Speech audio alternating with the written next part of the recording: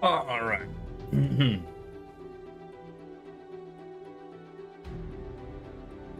How much reading can we manage today? I'm still sick. I'm gonna be sick forever. It's terrible.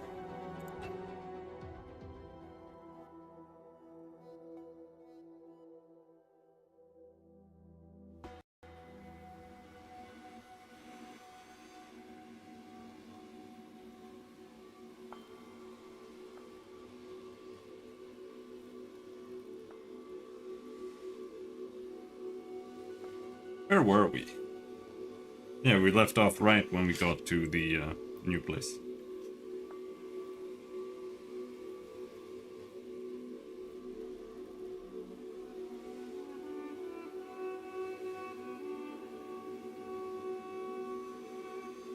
Nice loading screen.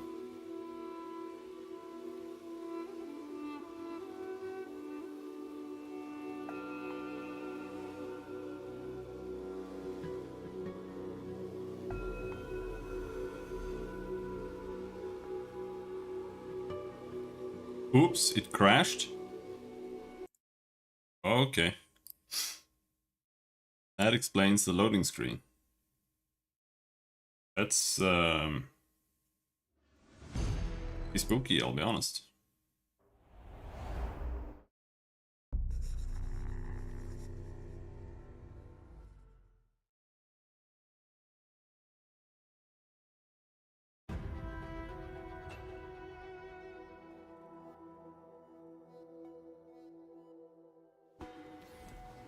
Why would it fail? I don't know.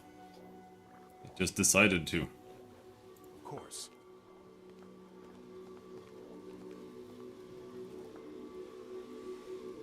These machines draw power from somewhere underground, using it to generate the shields that color the sky. There are several of them around the sanctuary. On it.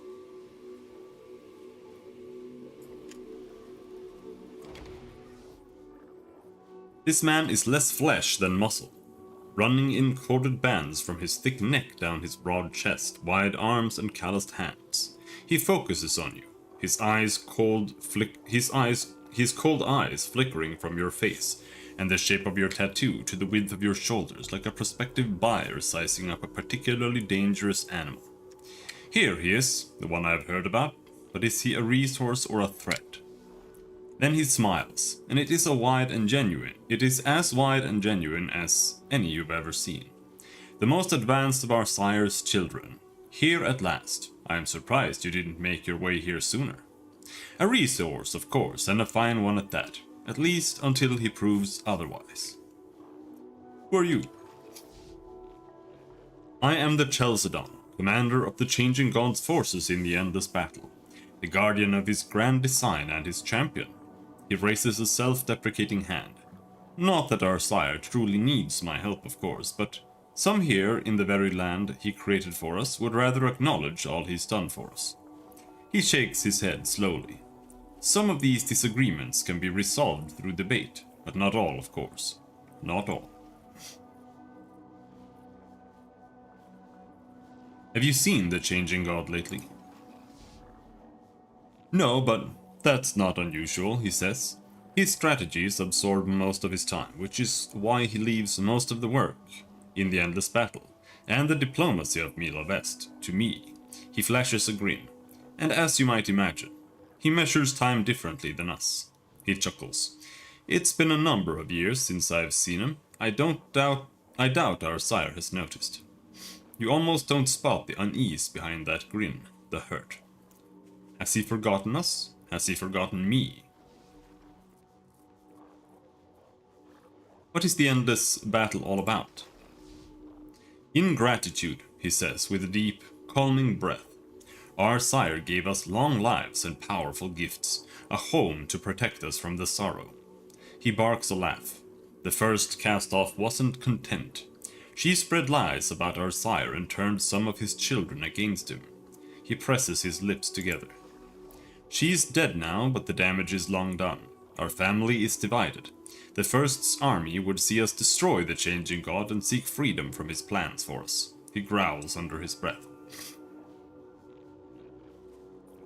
They are stubborn children, refusing the machine that will save their lives because the taste isn't sweet enough to their liking. Matkina chuckles to herself. The large man turns her way scowling, and she holds his gaze. He is the one that looks away. Tell me about the changing god's grand design. As you know, he moves from body to body. He does this to test the capabilities of those bodies to their fullest to ensure their strength. And when he has done so, he gives them to us, gives us life, so that we might continue using them in service of his plans. He is like a sculptor honing his art. He raises a finger. So you see, he is not flitting from body to body like some manner of vapid insect. Each cast-off is an improvement over the last. He lays a hand on your shoulder. And that means, of course, that you are the strongest of us all, the most advanced, and our best hope to help end this conflict. Matkina snorts. The Chalcedon completely ignores her. Saddest, most obvious begging I've ever seen. The sorrow will find us, he says. Before that happens, we must end our conflict with each other. We must prepare our defenses. We must find some way to stop it.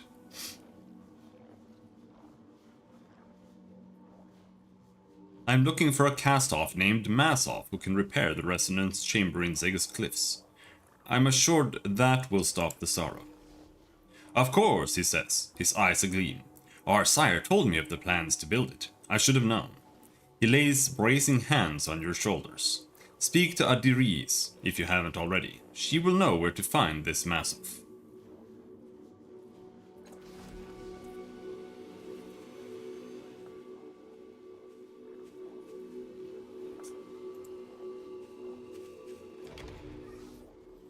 Look at this, the woman declares. Our wayward brother in the flesh.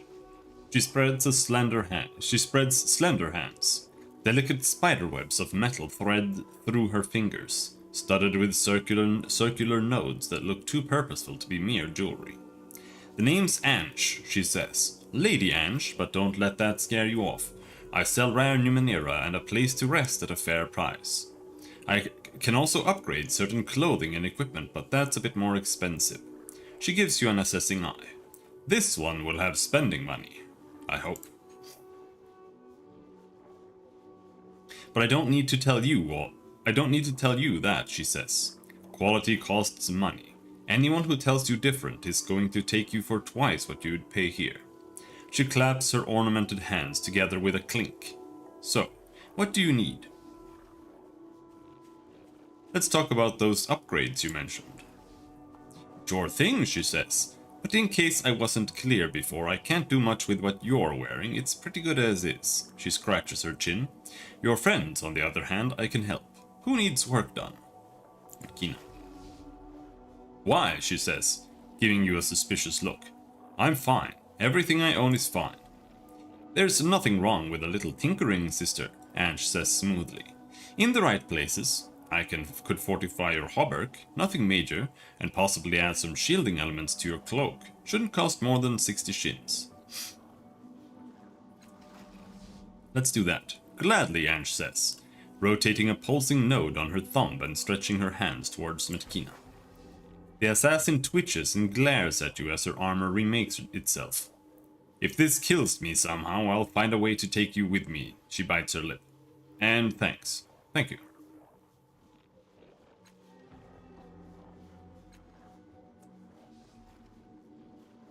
Anyone else? Calistige. My equipment is perfect the way it is, she says, arcing an eyebrow.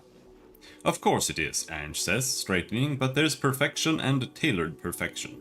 She sweeps a practiced eye over Calistige's gown. I can think of a number of small, understated touches I could make to your gown, love.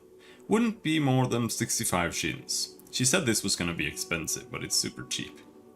Yep, do it.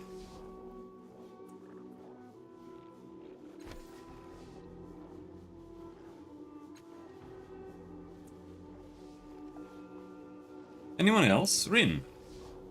What? She says, jumping. What's wrong with my clothes? Nothing, Ange says, smiling down at her. But I can make a few changes to your jacket and shirt. Nothing fancy or heavy, just a few things you'll like. She looks up at you, 105 shins. Neither of you will be disappointed. This feels incredibly odd, Rin says, staring down at her shifting clothes. But not in a bad way. She gives you a nervous smile. Thank you.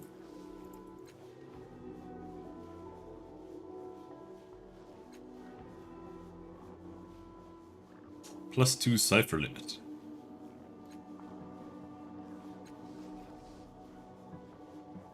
Can I take a look at your Numenera?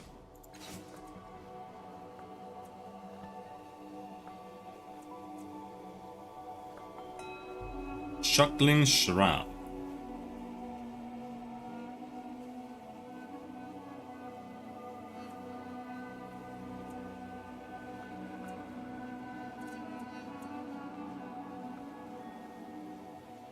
Oh, the other part of the ring. Let's buy that.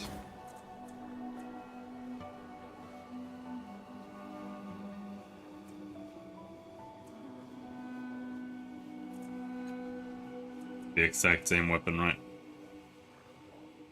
Yeah.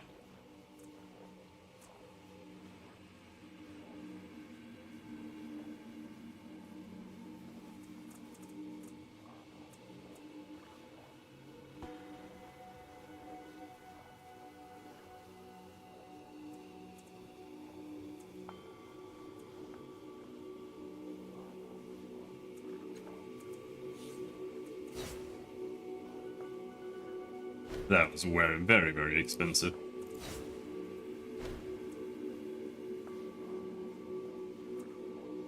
Alright, whatever. Can we sell? Mace. Axe.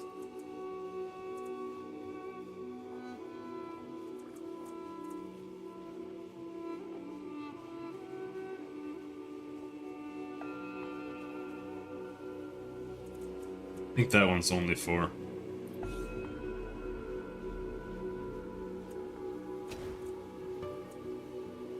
unarmed.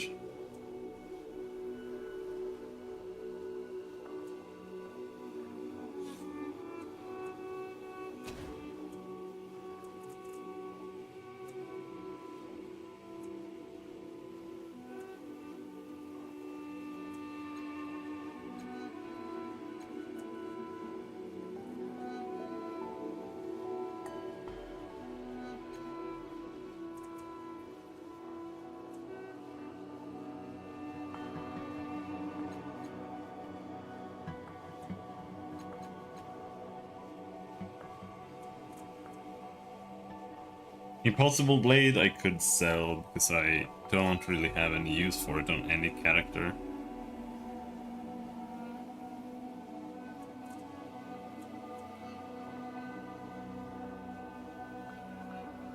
Yeah. Okay, so.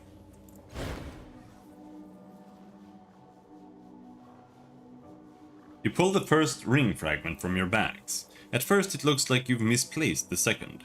Then you find it pressed into a fold at the exact opposite end from where you found the first one. You reach down to grab it, but find that you can't.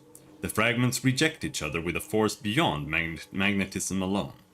You pick up the second one with your other hand and hold them in opposing palms. Examine Vareth. You hold the ring fragment to your eye. The fragment's edges are rough, as if sundered by a mighty strike. But on one end, you can still see a socket that might have fit a gemstone or something else. The weight of the other ring fragment in your hand. You weigh the other ring fragment in your hand. The fragments feel like they should match somehow.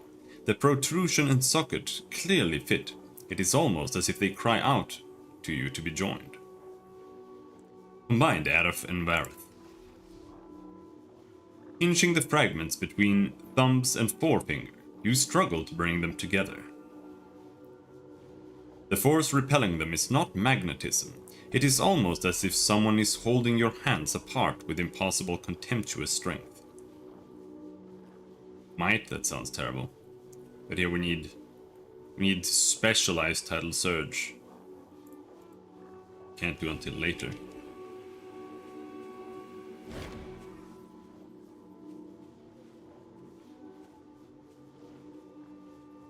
What are those wires all over your hands? Inventions of mine, she says. Cobbled together from parts, of course, like everything. These beauties are wired, well, not really, but you know, into my head. I use them to build and fix things that are really, really small. She beams at her hands. I've had them almost as long as I've been alive. Okay. Allow me.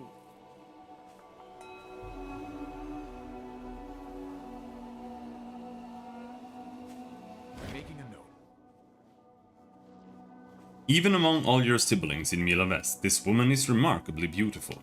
Clad in a robe of myriad colors, she carries herself with a distinct grace and ease.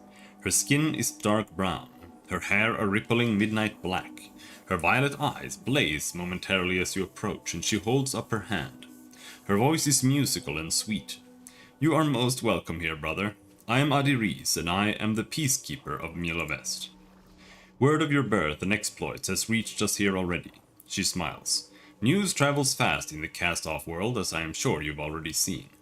I know your desire to speak to Masov. I've even heard a rumor that you can alter the past, that you restored Matkina. This is strange to me, for I have two memories on the subject. One in which Matkina is whole, as we all know her now, and another in which her mind is incomplete. She laughs.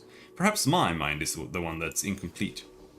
I remember it, Adiris. The attack on Koln village where Paj destroyed my friends. You remember that?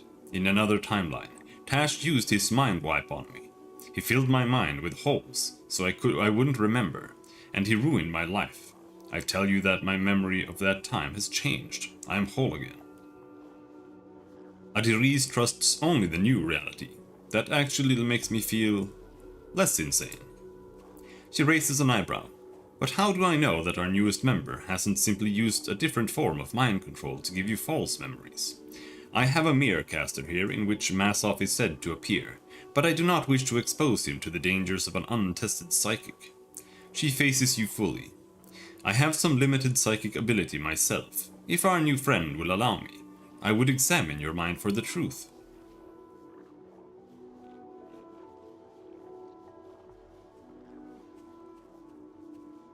My mind is my own, no one enters it but me. You came all this way, through the cultists of the valley and even breaking through our locked portal. What I ask is a simple thing. I am sure you will see the wisdom of it. Where is Masov? You mean physically? That I do not know. He was captured by the Jibra of Embrajolius several years ago, a prisoner for their menagerie, but no one knows what became of him afterwards. The Mirrorcaster is your best hope of finding him, but I cannot let you access it until I know the true extent of your abilities. Tell me about yourself. I keep the peace here in Mila West. Our sire brought the Jagged Dream to Sega's cliffs in my body. Did you know that? She shakes her head. The conflict they seek to start, the wars. I swore that I would make no deaths in my lifetime, bring no pain. I came here in the wake of the first's death, and her loyalists were at the throats of our sires. I brought peace to them. They agreed we would make Mila West a sanctuary again. That is my achievement, my legacy. What's the Jagged Dream? Why would you feel guilty about our sire bringing the Jagged Dream to Sega's cliffs? It wasn't you. True, and yet, the Jagged Dream knew me. Knew me under a name and a history that wasn't my own. The killers, the haters, the ones who wanted to see blood and death. They would tell me of their schemes. They wanted my approval, and any action on my part they took as such. She stares down at her hands. I have never taken a life, but blood stains me. I can't feel that again, ever. He brought the Jagged Dream using my body. I can't be sure it wasn't me.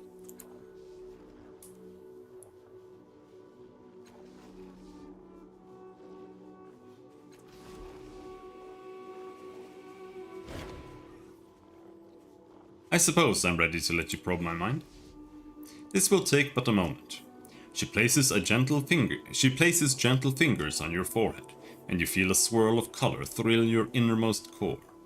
A kaleidoscope of emotion shakes you. A gamut of experiences, recognized and echoed, magnified and reflected. When she removes her hand, her eyes are wet with tears. Forgive my doubt, brother. I believe you now. I believe you are capable of changing reality. Why would our sire have given him this ability? A side effect, perhaps? Or... Making a note. She holds up a slender finger. But if anything, this makes me more leery of handing you a brother smearcaster. If you wish to speak to Masov, you must prove to me that you can be entrusted with the minds of one of our brethren. You cured Matkina, but did you understand Tosh? Did you take care of his innermost self as well? Before I can give you this smearcaster, I would have you speak with Melmoth Levion. It's my contention that we draw the sorrow to us with our abuse of the tides, which is why I do not use our tidal powers. I believe our use of these powers is inherently painful to those around us. For instance, was anyone with you when you awoke to consciousness? Two people, an Aeon priest named Aligern and a Nano named Calistige. They were arguing as I woke. I'd wager any simmering tensions snapped into sharp focus. If they were lovers, for example, they might have fallen deep into love's spell. But if they were breaking apart, your blast of tidal energy would have riven them, destroyed their relationship. She pauses, and you feel the tickle of her mind on yours. That's what happened, isn't it? They were not arguing for nothing. Go see Melmoth. Ask him about the tides. When you've done that, we will speak further. As you wish, I'll return when I am done. Yes, child.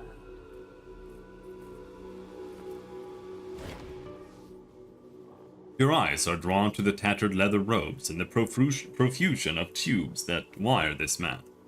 He is lighter skinned, with piercing eyes and a hideous pitted scar on his face. He could be handsome, but centuries of neglect have ravaged his looks. He sees your companion and hisses, Matkina. What about this newborn cast-off could have motivated her to come back here? Her voice is flat and measured. Melmoth, you know, I've always wondered, if you were to die, would your followers eat you? Yolen, for instance. How did that ever turn out? Yolen. Ha! There's a name I haven't heard for some time. Your old friend left an inedible corpse, probably to hide the crimes you and he had planned. Now look, you've been away for a while and I understand your memory isn't what it was. He trails off. Did I dream someone telling me that? Was it a vision? Bah, no matter. What was I saying? Something about my memory. A trenchant and witty comment about my powers of recollection, no doubt. His only reply to her is a long and unpleasant sneer. He looks at you and says, You travel in bad company, sibling. Anchor her and she'll find a way to scar you. Even if she leaves no other mark on the world. Likely she'll leave pain. It's immortality of a sort, I suppose. He barks out a short laugh. Cast-off humor. You'll learn. Tell me about yourself. His lopsided smile seems like more of a grimace. I'm Melmoth Levion.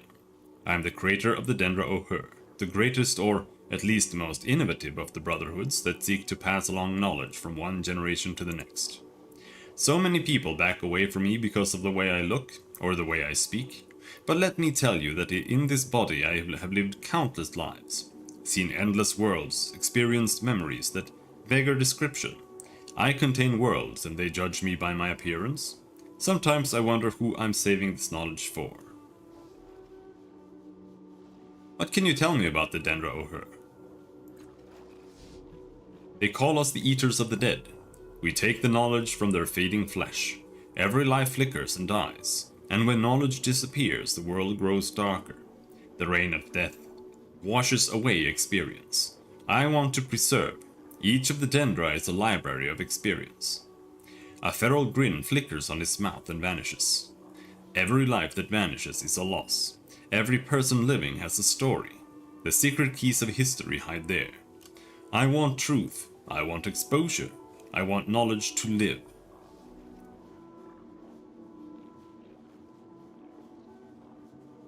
With all your acquired knowledge, you must have a unique outlook on the endless battle. I'll remember that. A waste of life and a criminal waste of knowledge. The weapons being discharged are lost to us forever.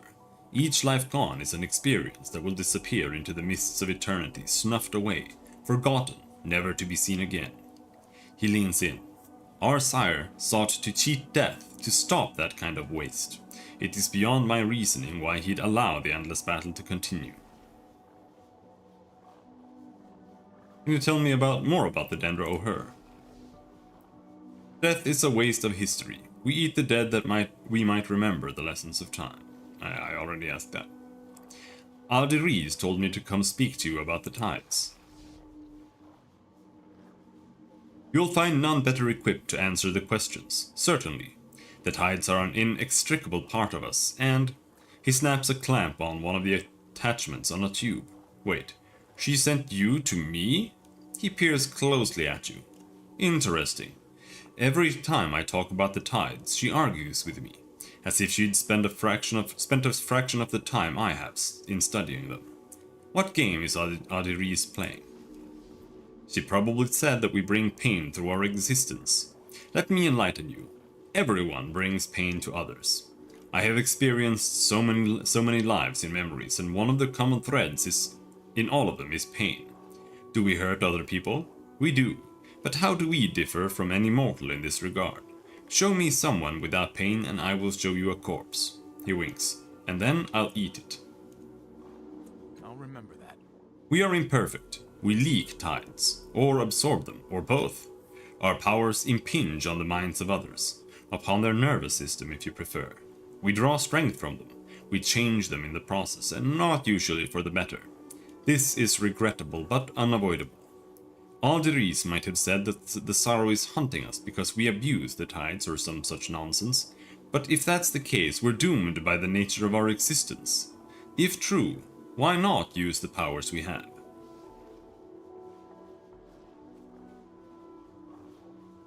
Aldiris thinks that a tidal surge on my birth was responsible for a devastating argument between two humans. It's entirely possible. The tides are a psychic force, and when we're born, our minds snap into a particular shape and force out the residue. An unprotected mind nearby might well absorb some of that energy and react in unpredictable ways. But what of it? Does this change anything in your life? Two mortals had an argument. Oh no, hoo-hoo. He turns to Calistige. From the look on your face, I'd guess one of those humans was you. He leers. Don't worry, it would have happened anyway. All the surge did was overwhelm your natural defenses and push you into a decision more quickly. He stares at her more intently. Looks as if you have plenty of experience in making rash decisions already. If you're going to keep throwing yourself into things, you really ought to improve your defenses. Be prepared. Now a corpse eater is offering me advice. My thanks, but I will keep my own counsel. He smiles beatifically. Yes. Discard the advice from the man who is centuries old and has the accumulated knowledge of untold lifetimes. This is the best decision you have made all day, I'm certain. He quirks an eyebrow at you. This is one reason why most of us cease consorting with mortals, except when we have to. We have such good advice for them, and they always ignore it. How do you know so much about the tides? He sighs, exasperated, and holds up his bony hand, folding his fingers back as he counts. 1. I am hundreds of years old. I can devote this kind of time. 2. I am dedicated to knowledge. 3. I will do anything in its pursuit.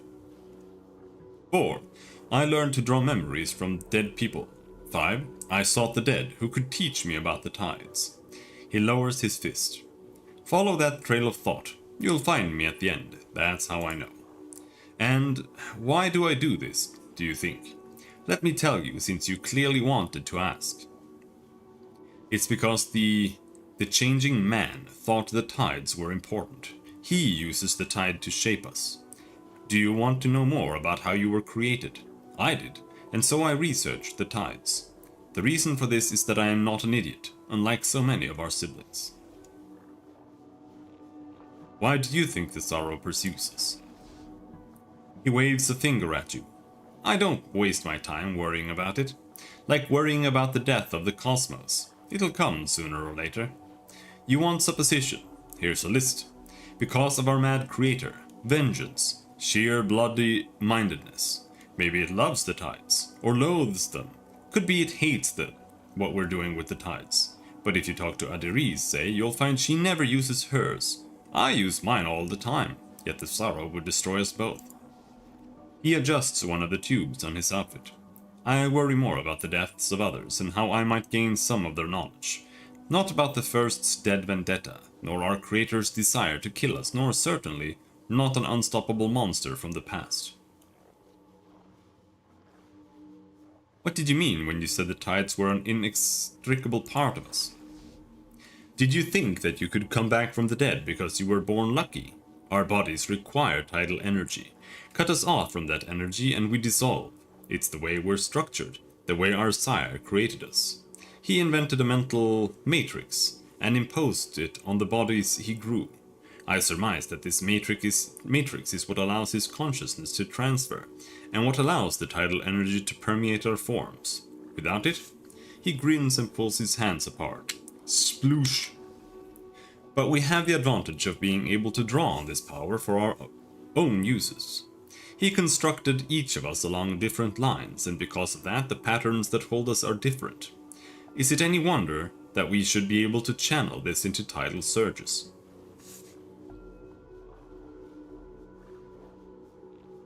What are the tides anyway? Where did they come from?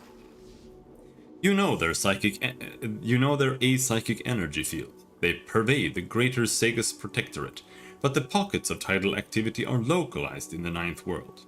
That suggests that though they're a natural force, they're also artificially induced. Civilizations have risen around their use. He frowns. And civilizations have fallen. He scratches his nose. Odd thing.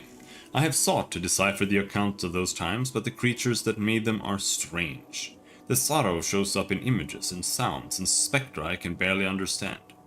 He taps his head. That's why I sought a better method. You get the occasional disease, a strong mind that doesn't want to share its memories with you, but everyone wants to be remembered. Talk to the voices long enough and they realize you're their only true heir.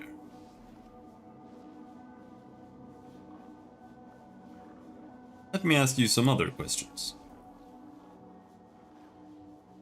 He squints at you and then relents. Growling at you won't make you go away, I suppose, so ask. I'm looking for Masov. Him? That useless tinkerer? Why?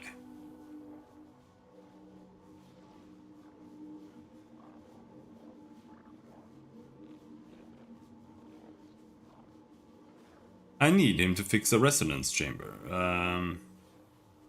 None of your business.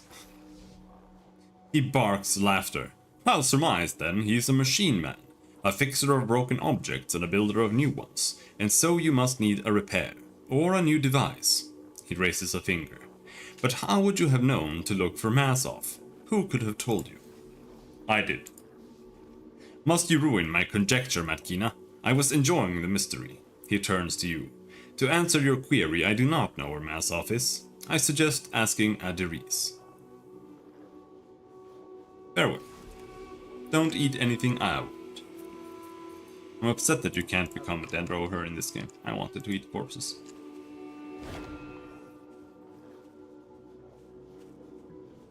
Have you spoken with Melmoth then? What did he say? He said that the tides are within us all, and that we should use our powers as necessary. She laughs. I imagine he called me a fool and worse. He has done more research into the tides than anyone else here in Mila West. Tell me, did he say anything else? He said I should ask where your powers come from, if not the tides. I awoke with them. They are not, as far as I am aware, any manifestation of tidal energies. It's not though as we have a measuring apparatus, of course, but I think I would know if I were using these forces. At any rate, I sent you to speak with Melmoth. Do you believe that he has conducted his studies with anything but his own power in mind?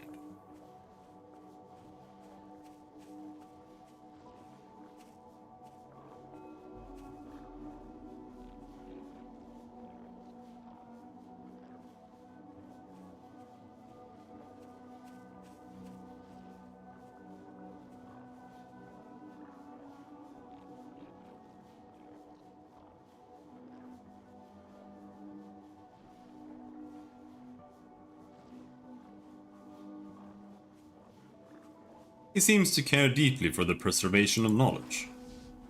So he says, and he has certainly gone to great lengths to do so. I don't believe in his positions nor his conclusions, for he may well have inflated the results to justify his actions, but he refuses my mind's touch and he rebuffs my attempts to inquire more deeply. My own personal views are of course irrelevant to the deeper truth that he has his own motives, and they may be purer than mine. Making a note. So I have another task for you. Andronis and Raima are arguing. The recent negotiations between the Chalcedon and Paj broke down, and these two have taken it hard. They are like to come to blows if they cannot be reconciled. She bows her head. If one strikes the other, the law of Mil Avest are clear. The attacker will be evicted. I don't know if the Sorrow is truly more active, but they came here choosing safety, and it is my wish that they have it. Please, speak with them. Will he take control outside their minds as well, or will he let them choose their own path? Adiris, of all of us here, you're the only one who doesn't seem to want anything, who isn't openly manipulating the others for her own benefit. So what's the play? You say we're free to choose and to our own choices. So what choices are you making? What do you really want? She's using everyone, she just doesn't want to admit it. Maybe it's vanity, or maybe it's something else. Here are Derise's answer. She smiles at Markina sadly. What I want is an end to our stupid internecine?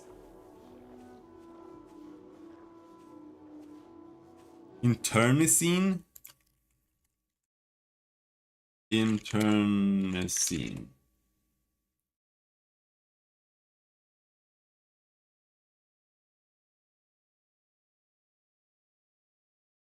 And how is that pronounced, Google? Internecine. Internecine? Okay, dude. Destructive to both sides in a conflict. Internecine. What I want is an end to our stupid internecine warfare. I want us to work together, the squabbles between our sire and those who support the legacy of the first mean nothing in the face of the sorrow. But get any two of us together, and the larger threat vanishes while our death creeps closer still. She gestures to the beauty around her. Mila Vest is a garden, a cage. The sorrow can't come in, but we can't leave. Have you seen animals locked in a menagerie? They are restless, caged, yearning to be free. But if they leave the cell, they are hunted by their would-be keepers. So it is with us here. But instead of uniting to solve our problem, we lash out at each other. I would see us set aside those differences.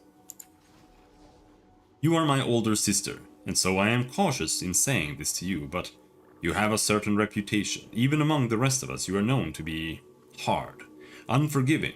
You carry grudges through centuries, even beyond death. Matkina, please, you need to let go. Her voice rasps from her dry throat. Nearly all the authors of my tragedies have been our kind. Our sire and his abandonment in my moment of peril. The first and her order to slaughter my village. Paj, who bloodied her blade herself. Taj, who claimed to be a friend and then turned on me. Melmoth, who offered me aid and betrayed me to the authorities. She turns her head to glare at Melmoth nearby. Need I go on? Do you always act with full knowledge, sister? Are your choices made rationally with forethought, or do you react without thinking? Think on this and think on what example you set.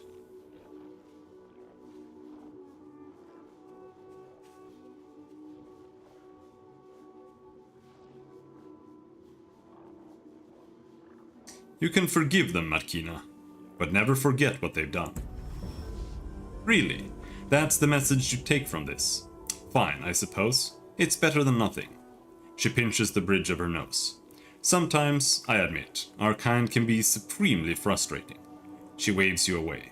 Go and speak with Raima and Andronis. Perhaps in helping them, you can learn from them as well. Alright, farewell. Natural. Andronis Sandhand.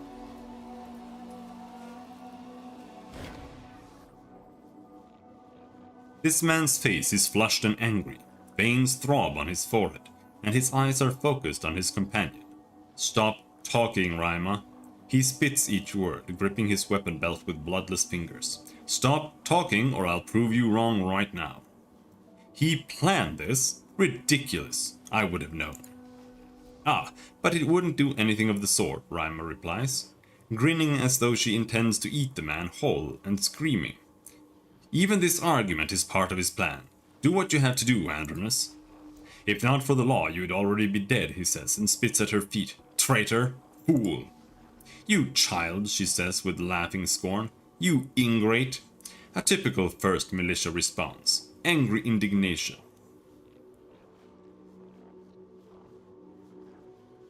Enough. They freeze mid-shout, breathless and silent, and turns toward you. They blink in unison.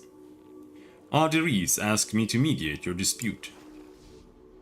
They react exactly like sullen children.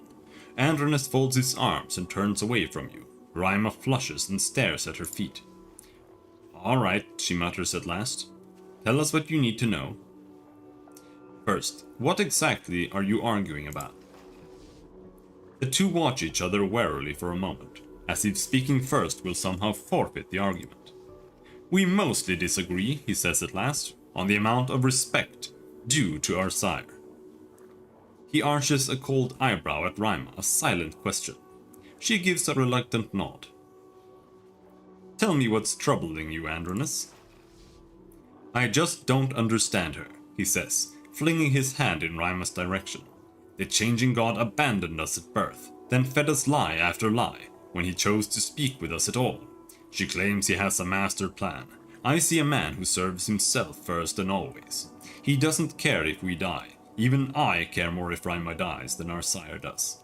Siblings? Ha! Sharing that bastard's consciousness doesn't make us related. He barks a bitter laugh. Did you know that he sparked the whole war from my body? He got the first angry at me, then ditched this shell, leaving me to deal with the consequences.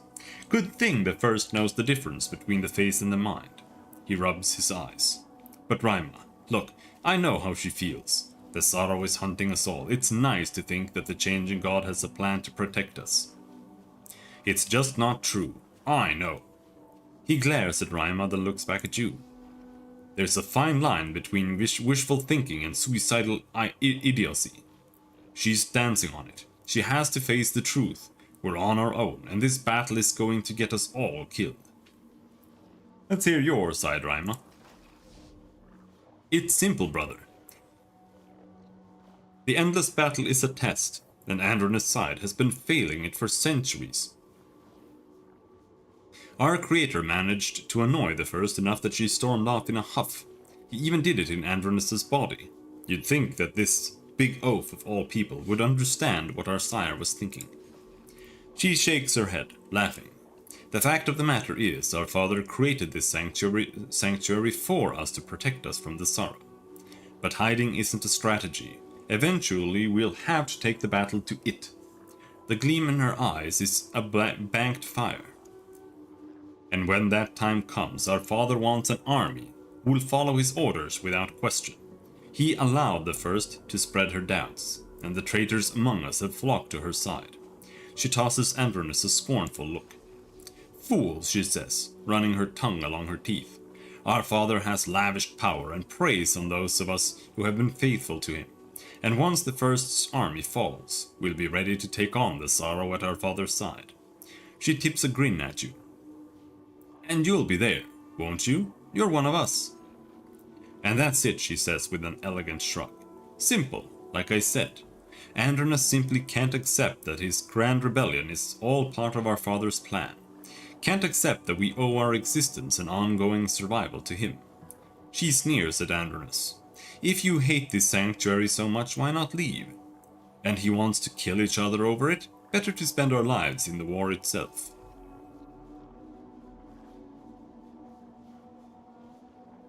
Before I make any decision, what sort of solution would satisfy you both? Neither of them speak for a moment. Their faces are identical sculptures of surprise. I don't know, he says, glancing at Rima. Nothing you could say would make us take each other's side. And with apologies to Arderies, I don't want to get along with Rima. I have hated her for too long, no offense. Her lip quirks. Honesty doesn't offend me, she looks over at you. And we need a decision. You can't please both of us. Our points of view aren't ever going to line up. I have heard your arguments. I am ready to resolve your dispute. Andronus and Rima go still and stoic, showing no sign of the emotion they displayed before. In this moment, they look very much alike. Like family.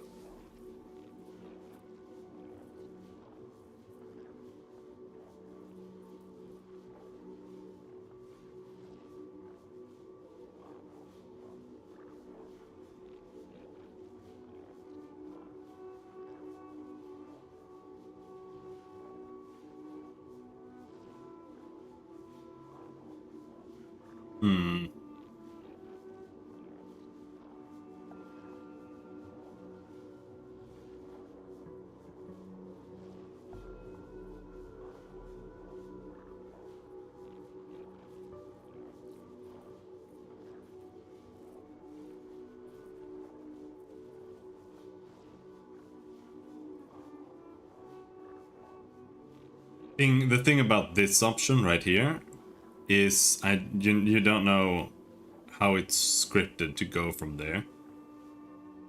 Like, can you convince them of something else? I don't know either. So, I don't know. Neither of you is right. I'll remember that. They stare at you in mute surprise. Rima finds her words first. Oh, that solves everything, she says smirking. Thank you for your wisdom. She turns back to Andronus. And I thought you were naive. Chuckles. Yeah.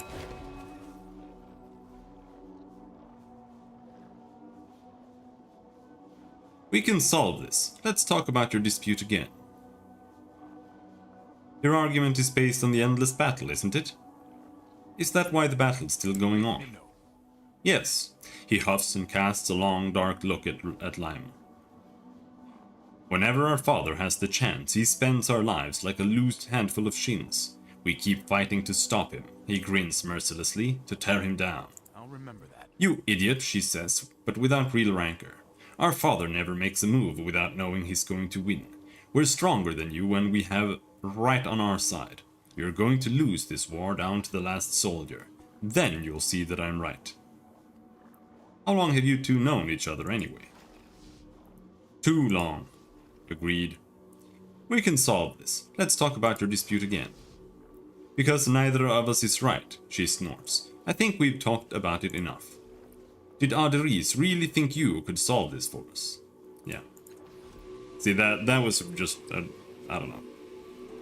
That just felt like it was a bad option.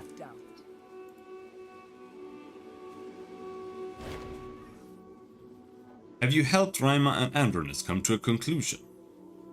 I asked them to stop the argument. I don't think they listened. Small wonder. Given their relative age and known powers compared to yours, I doubt they'd have given your words much credence. Yet you offered them a choice, and that is important. To be free to choose is a part of life in Mila West. We must own our choices, just as we own our responsibilities for the outcomes of those choices. Before I can allow you to alter the course of a brother's life, I would hear your opinion on something which touches the life of all our kind. You have no doubt heard of the endless battle. But what do you know about it? Why do they fight, and who is right? She bows her head slightly.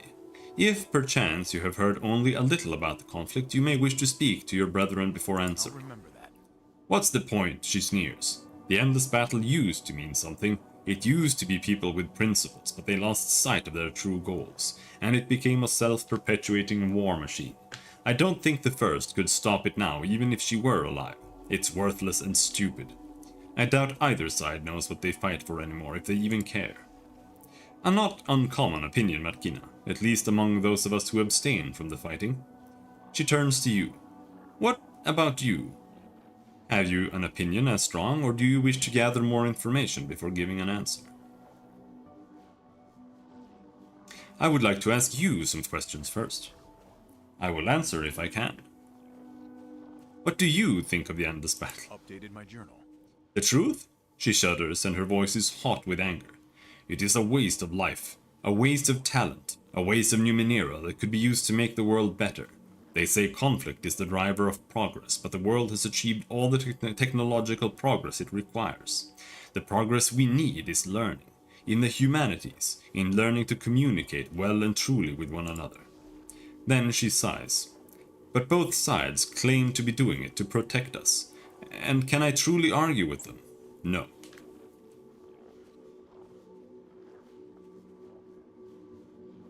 I can give you an opinion on the endless battle now. Very well, what do you believe the point of the endless battle is?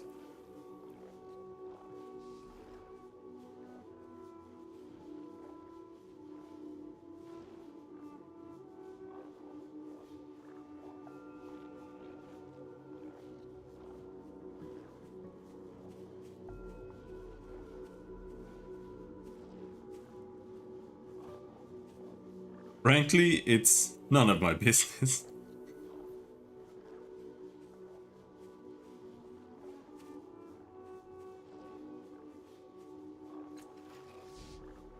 War is everyone's business, and this war is every cast-off's business. Those who see violence and do nothing about it are little better than those who inflict the violence themselves.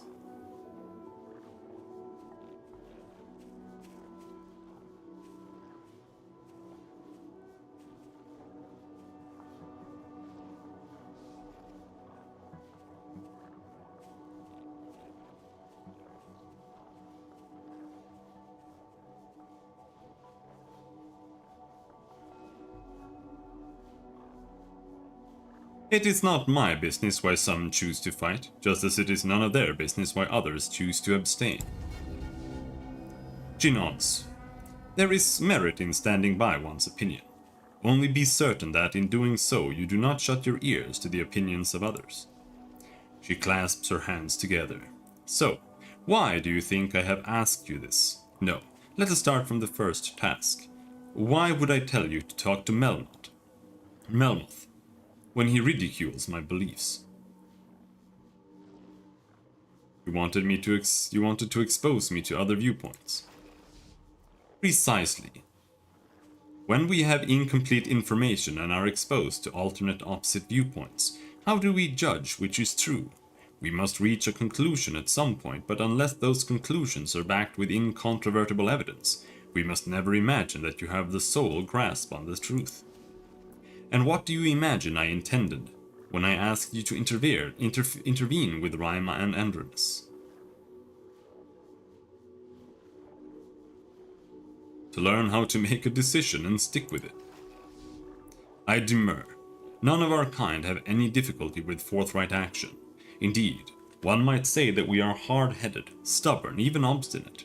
Our continued existence against the sorrow's depredation are evidence of that. Say one thing about our Creator. He imbued us with an abundance of willpower. My intention for you in this task was to have you change the lives of your siblings for the better, while they still control their own bodies. To offer them alternatives and see if you can provide them with a route through their troubles that maintains their core goals. Then we come to the question of the endless battle. What purpose did that discussion serve?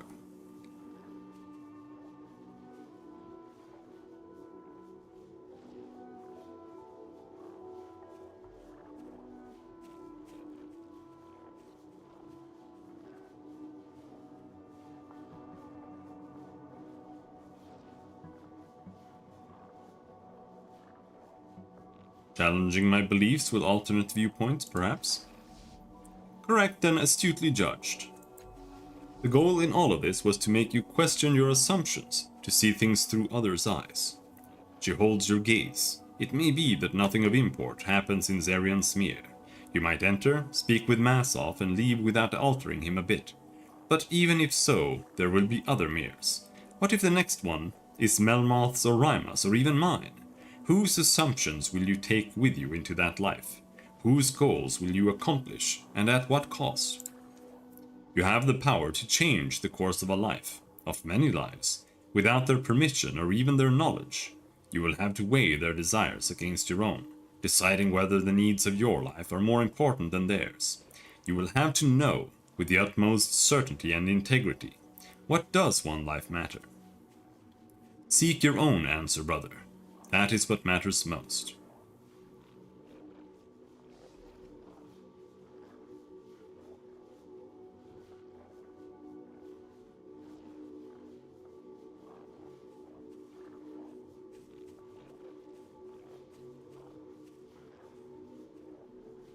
That's a lot of options.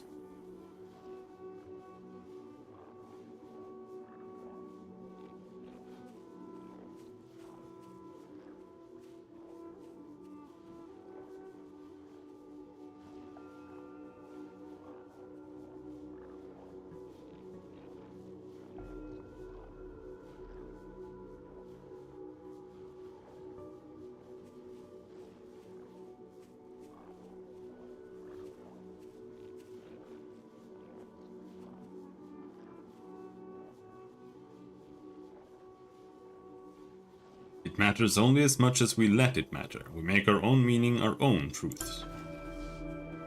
This matches my personal experience as well. We have meaning where we find meaning, chaos where we lack it. Yet, you would do well to examine this belief. Making a note. From within her robe, she produces a small, clean box. A stylized version of the changing god's sigil is emblazoned across the top of it. This is the mirror caster of a cast-off named Zerion. One brother looked into it once and reported seeing Zerion in the fields of Ossifagan, and later speaking with Masolf. I highly recommend you take care of any unfinished business before you enter the mirror. You can change the past after all. Anything might happen. Let me know when you are ready. Return. I haven't finished. Oh yeah, I have to enable the thing that locks a mouse to the screen.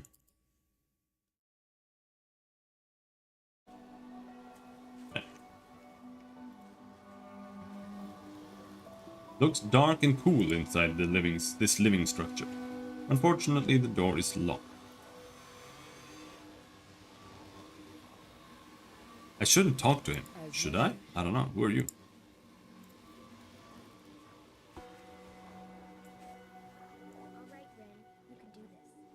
This building contains living quarters, presumably for cast-offs who make a semi-permanent home here. The doors to the structure are locked at the moment. Why? Why would they lock it here? Why would they lock the doors in their sanctuary? Do any of the cast-offs steal other people's things? Like, what's going on there? All right. This monument tapers to a narrow point. From a distance, the obelisk appears several meters tall, but when you stand at the foot of it, some kind of optical illusion makes it look as though the obelisk keeps going, rising narrower and narrower into the wide sky. Touch it. The moment your fingertip grazes the dagger-like stone, your mind is seized by cold fingers and hurled high into the air.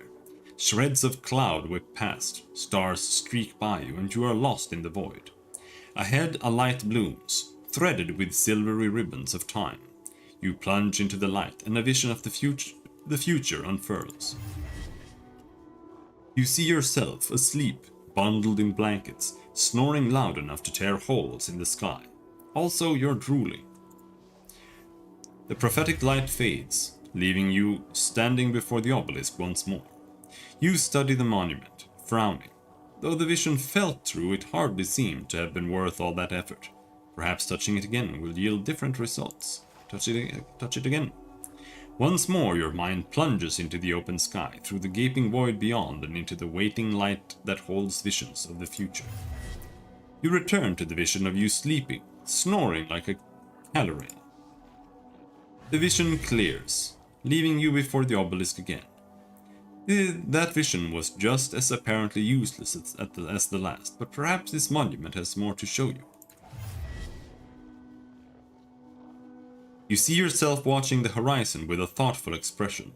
No wait, it's just a sneeze. You see yourself staring mournfully at a half-eaten bowl of stew.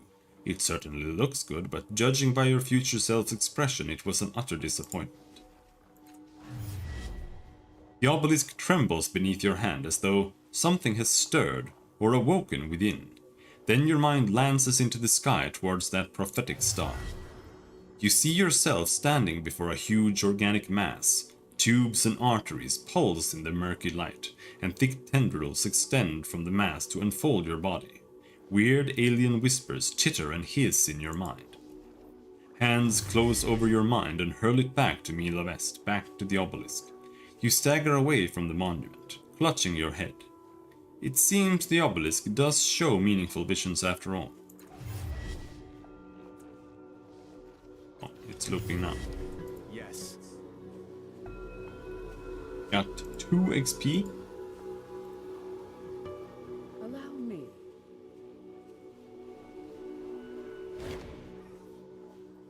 The wind around this structure is oddly moist and there is a smell you can't identify.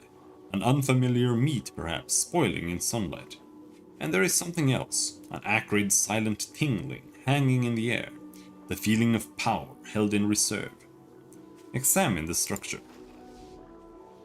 You reach out to touch the sloping side but hesitate. Strange.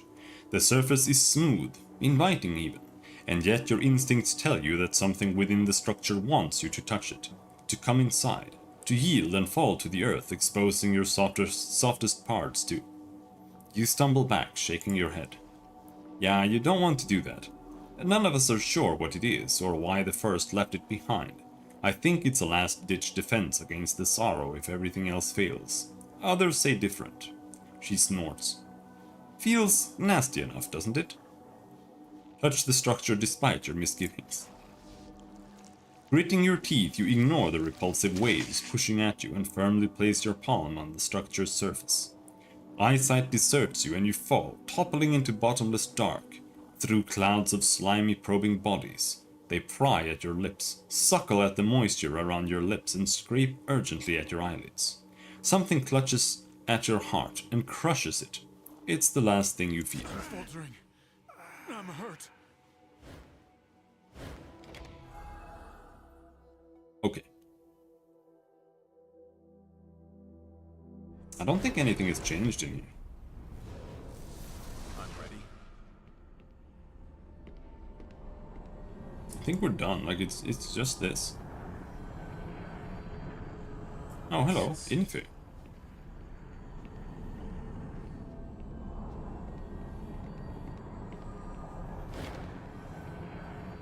The pale image of Inifir regards you with empty, woe-worn eyes. It is an emptiness to drown in. It is an emptiness to drown in. A pit that can swallow whole all the empathy the heart can give without being filled even a bit. Like all voids, it beckons and seeks to drag you in. Let Inifir's emptiness drag you in. You allow Inifir to draw a part of you into his pain, hollowed heart, and in turn you take part of his agony into yourself. In doing so, you feel yourself harden and grow stronger, though it is a strength that seems to twist inside you. I would speak with you, Inifir. Inifir shrugs a spectral shoulder. It is the lot of scabs to be picked, the mark of the weak to be pecked. Mine, my veins, brother, with thy vain mind. How can I help you, Inifir? Unmake me, brother, unwind time and tides, or break the causal chains that drag the present down to the past's black depths, or blot my tale from the skull of days to come. Inifir curls his lips in a smile that is more a snarl. But you cannot, little brother. Even the changing god could not change a thing, and you are but his walking shadow.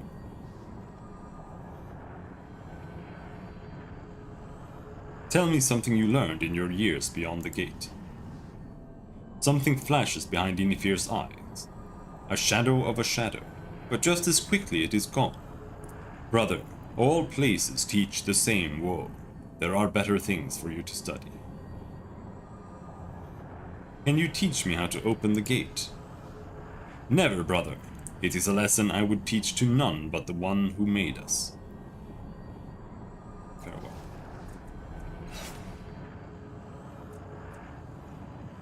Draw strength from madness, but pay a cost for that strength. +1 might edge. +1 training level in intimidation and -1 intellect pool. Okay. Let's keep that. Sounds neat.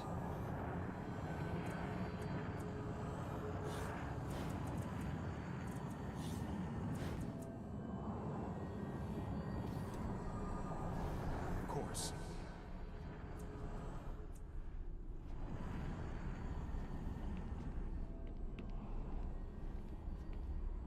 Go.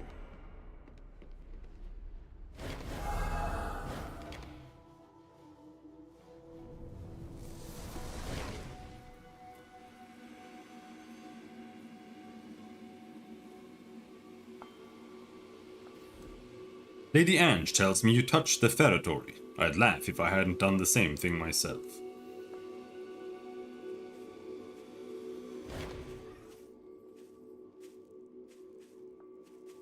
The feretory? What happened to me?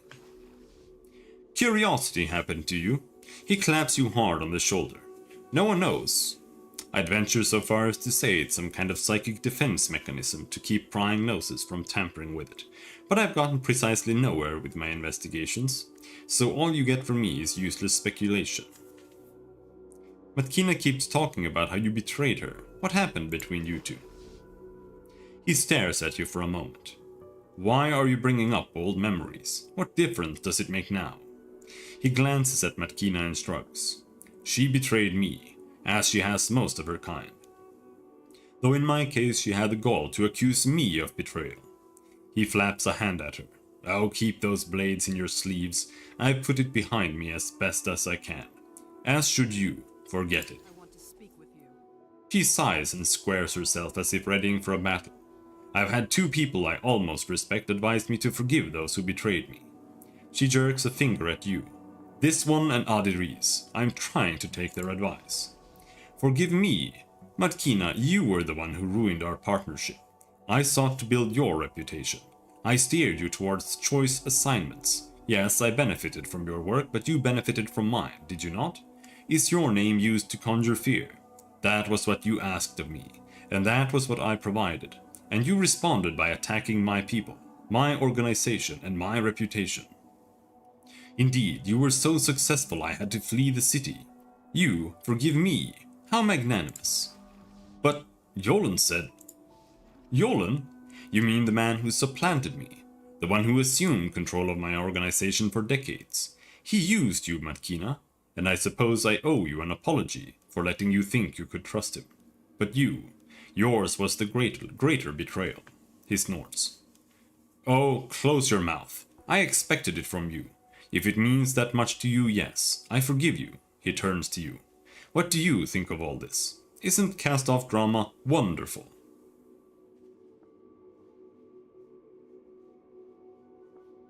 So, are you two friends now? That is entirely up to our sister. Let me restate that if she can prove that she can retain this newfound honesty, I would be willing to entertain the notion of her as a partner again. Else this is just empty words. He inclines his head slightly to her. Let us begin anew. Bygones and all that. We will move on. She nods sharply. Agreed. Well, our reunion has been productive. He turns back to you. Have you any further questions for me, or will I find peace at last? Farewell. What now? You told me to forgive Melmoth, and I discovered that I had been in the wrong all this time.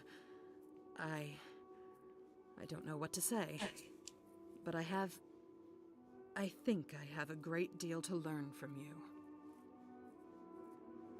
Let's talk about her siblings. Here it comes. She acts as if she's readying herself for a storm. I am ready for the litany. All you newborns have it. Alright, go. How have you avoided this sorrow? What can you tell me about it? I know little more than you. They might know more in Mila West. What I can tell you for sure is that it hates us cast-offs. You're never sure when it'll come. She shivers slightly. It comes for each of us, like we're calling to it. As for how I avoid the sorrow, well, you ever get that feeling of someone's looking at you? The sorrow's attention is like that, except that it feels like you've made an enemy. The creeping paranoia that it's coming for you. Slow urgency mounts, and you start to feel like you need to lash out. But what I do, I run. I leave and I don't come back. Try to throw off whatever scent it's picked up, and after a while the pressure eases and I can come back again. I don't try to go somewhere safe like Mila West. It'll find me eventually, it always finds us. The best we can do is postpone the inevitable. Let's talk about the changing god. He's a greedy, manipulative, domineering fool.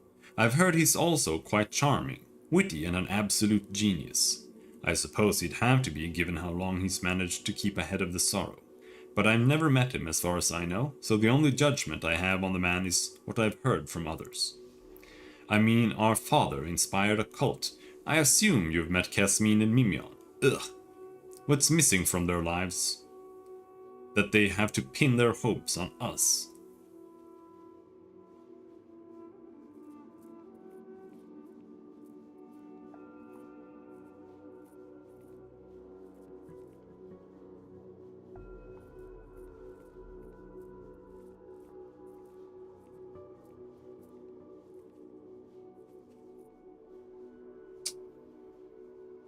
Maybe they recognize our potential and hope to replicate it in themselves. We make such fine examples, she scoffs, but she looks thoughtful. So, we're in Mila West. Tell me about it. She looks around, downcast. It's beautiful, isn't it? But now I can't wait to get out of here. Look at this. This isn't the world. It's a prison. And all of our brothers and sisters here, they're prisoners. They act like it too. There's even a warden who won't let the prisoners play. Let's talk about you, and let's talk about you again. Let's talk about you. She gives you a slower, evaluating look. You were a part of my story. What else did you need to know? Did Melmoth have something to do with how you became an assassin? She looks down and sighs. Yes and no. I wanted to make something of myself. Look at all our siblings and what they've done. And here I was, a simple thief, hiding in the country, making no name for myself, making no difference in the world. I didn't want to be a ruler, didn't want to be a king, I just wanted to be something. She murmurs laughter. You talk to Melmoth. Pragmatist, not much for half measures. He said that if I wanted to make a name for myself, use my natural talents and make a difference, he knew a way for me to help. She shakes her head. I'd fought and killed before, but it was in the heat of the moment, usually. I'd never taken money for it. My first kill for coin, it was... She taps her lip. It was liberating. I was good at it. It was like it was something I had been born to do. Who knows, maybe it was. Before long, they started calling me the White Death. People feared me, and I was not happy. Maybe content. Her face darkens. And then Yolen, Melmoth's second, told me Melmoth was plotting against me, so I struck back at him. She stares you down, defiant. That's what happened. Whether I was right or wrong, that's history. Enough of that. You want anything else? How did Neng lose his eyes?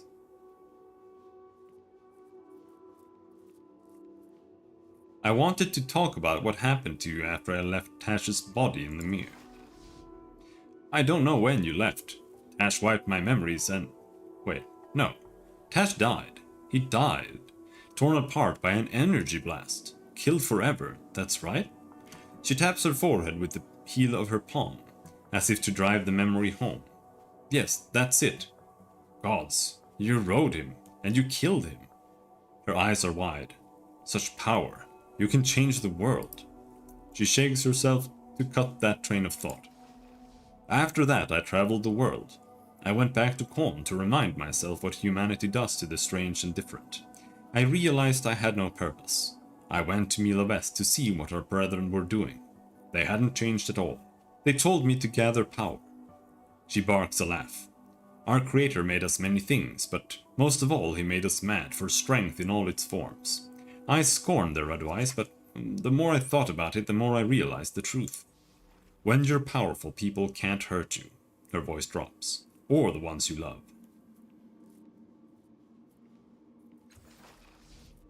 So I came to Sega's Cliffs. I started working.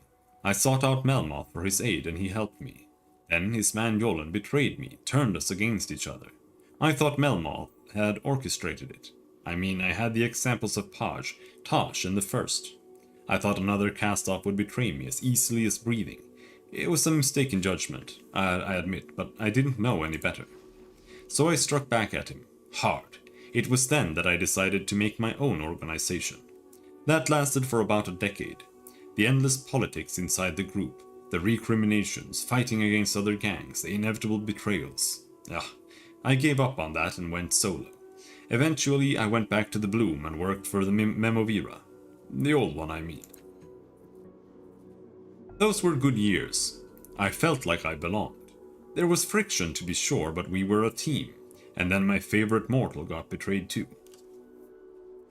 She crosses her arms. You want to know why I was hiding before you found me? It's because I learned that I'm best on my own. If you don't have people, you can't be betrayed.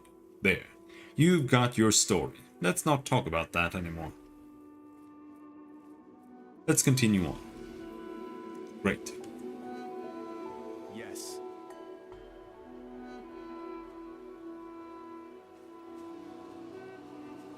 How much does it cost to sleep here? Why does it cost to sleep here? Just pop on the ground, it's literally a fucking sanctuary. I need a place to rest.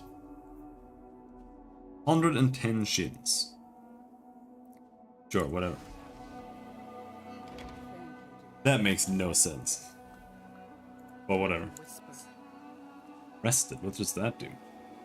Plus 5% critical success chance. Oh.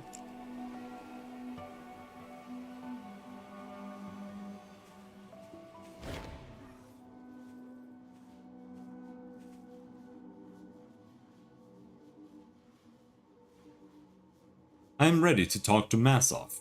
Show me the mirror caster. You are a thoughtful, able student, and I hope that you will remember what you learned in the tasks I set you. Be gentle with Zerion. You are violating his mind. Be true to his path. Find what you need and return without causing him harm. You have a duty to preserve his life as he intended it, if at all possible. She presses the box into your hands. Tidal energy swirls around it, drawing you in like a maelstrom. You focus on it, opening your innermost eye, and you are torn from your body.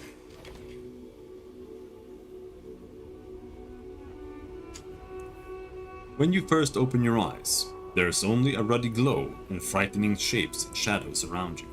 The air is hot and stifling. As your eyes adjust, you realize you're outside, but the sky is darkened by clouds of pitch. The ruddy glow comes from lava flows, as they trundle down distant mountains into the volcanic fields all around you. Sharp towers pierce the sky, tapered like the bones of a ribcage. Indeed, they look like bones in every way, as does the ground beneath you. You appear to be standing on the spine of an enormous beast. The bottom of its jaw can be seen far in the distance, half buried beneath a layer of cooled lava.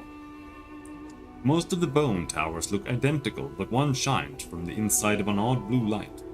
The top of the glowing tower has been snapped off, and what looks like a transport hovers next to its peak. It's your transport. You were sent here to find something. Twisted bridges connect the spine to the volcanic fields around you. In one direction lie enormous formations of obsidian, arches, spires, a wall. In the other direction, a narrow pass is carved into the mountain face. The field leading to the canyon is illuminated by hundreds of glowing lights. You know this body wasn't sent to find Masov, but Adiris said he'd appear. Perhaps following the events will lead to it. Try to remember who you are and how you can find Masov. You are in the body of Zerion Daywalker, a jack who can speak with the dead. Indeed, now that you remember that, you can feel the dead all around you. You can hear them. It takes a little effort to know the stories of those who died here. You may even be able to imbue some of your life force into their corpses. Zerion is wearing a black, form-fitting suit that keeps off the worst of the heat. He carries a whip and various necromantic ornaments. Zerion was on a task for someone called the Chimera. He was sent here to find some kind of sphere. Perhaps Zerion's mission will aid you on your own. Use your connection to the dead to learn more about the area of the spine. You are in a place called the Fields of Ossifagan. Then many have lived and died here, though it seems a terrible place to live. Scavengers from Sega's cliffs have been through here in the recent centuries, seeking treasures of the past. Before that, it was mutants fleeing revolution after bloody revolution in a place called Harith. Before that, refugees from a village called Shuenha. Before that, the Ossifagans themselves. You see a glimmer of a powerful artifacts. Hundreds of years ago there was a battle here, and many died. Two people, a middle-aged woman and a teenage girl, fought over a copper sphere at the top of the glowing bone tower. Perhaps the copper sphere is what you were sent here to find. Explore the towers around the spine. You search through tower after tower. Some of the chambers you come to are filled with piles of dead relics and broken ciphers, but nothing of value. Finally, you come across something promising. You find a staff made of some prior world metal. It is cool to the touch, unusual given the extreme temperature of the air itself, and burn marks blacken one end. Very likely this was used as a weapon. It may work again, but probably only once. You take the staff with you.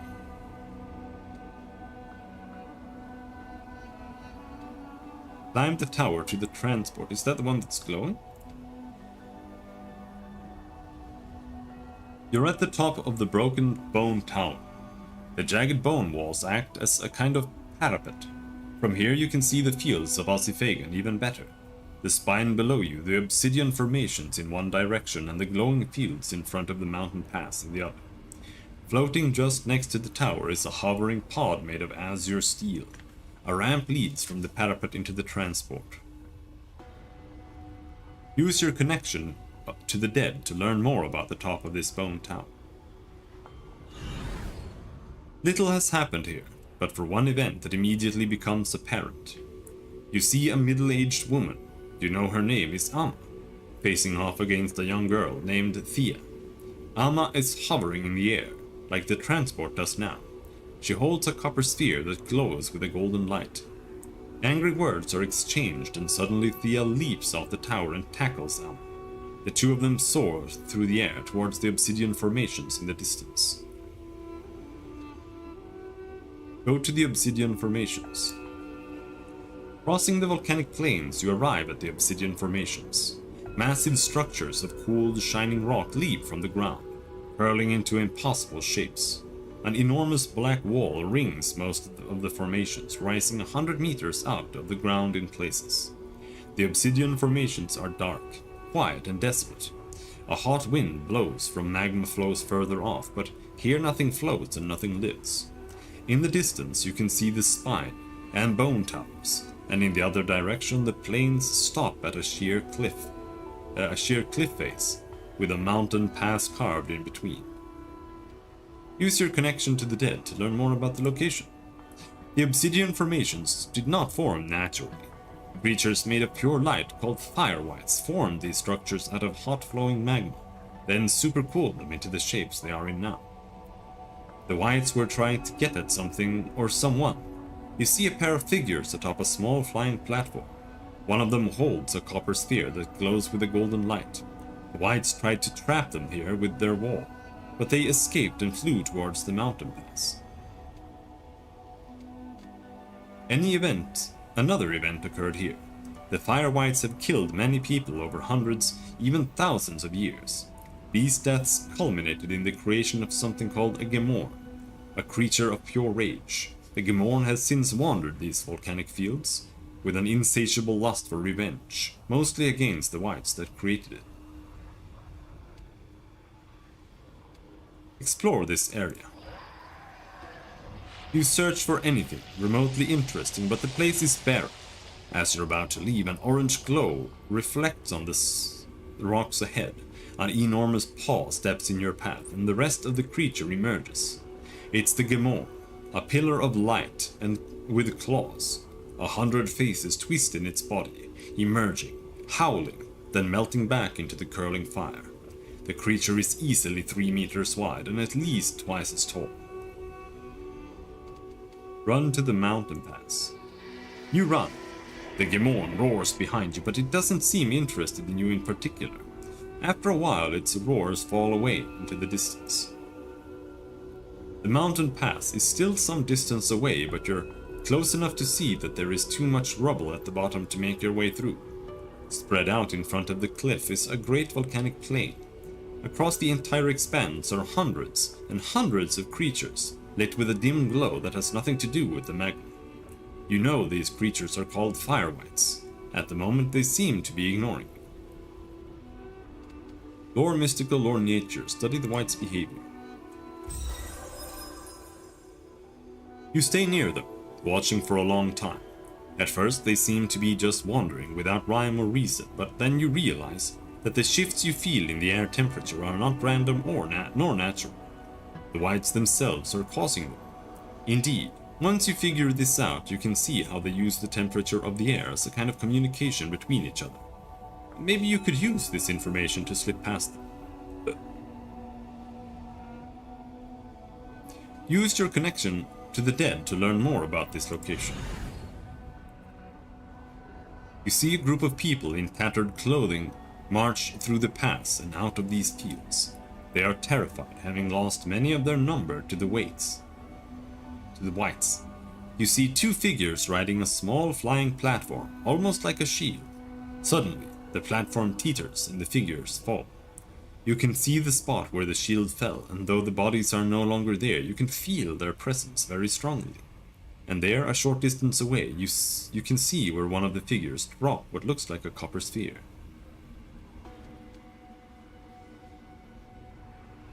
Get the shield. The wights don't bother you as you try to pry the shield from the ground, but after a few minutes of tugging and digging, you realize it's impossible. The rock is cooled and melted and cooled again several times around the device. It's not going anywhere.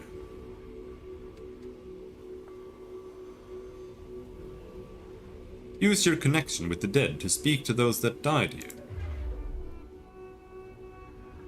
Though there are no bodies on the surface, you can feel the dead beneath the rock, preserved by magma that has flowed over this spot over the centuries. One is a middle-aged woman named Amma. The other is a girl, but she is strangely silent. Even with your strange powers, there is nothing there to speak with. Peace, says Amma. Is it better? Better, yes. Better oblivion. Who are you? Amma? The disembodied voice sounds like it's calling Amma rather than naming herself. No, not Amma. Shelled. Cast away. Eaten and alive and eaten again. Not Amma. Food for wights. What happened to you? Buried to death. Before that, lived. Before that, died. Before that, lived and died and lived and so many cycles. So many deaths. The air shivers. Her tone drops dangerously low. Before that, someone else awoke and remembered. A fight. A girl. Erlimnio. Though you cannot see Amma, her presence moves through you, turns your head. You see in the fields, in the distance, what she is talking about. The Erlimnio, a sphere of burnished metal lying on the rock. And you know this is what you were sent here to find. Why can't I speak with the girl? Gone. Gone but not gone. You shudder, but it's not you who is shuddering. She woke something. Vengeance, though no vengeance is in her. You feel Amma's presence looking off towards the obsidian formations. There is something glowing and moving over there. Let her return to her peace.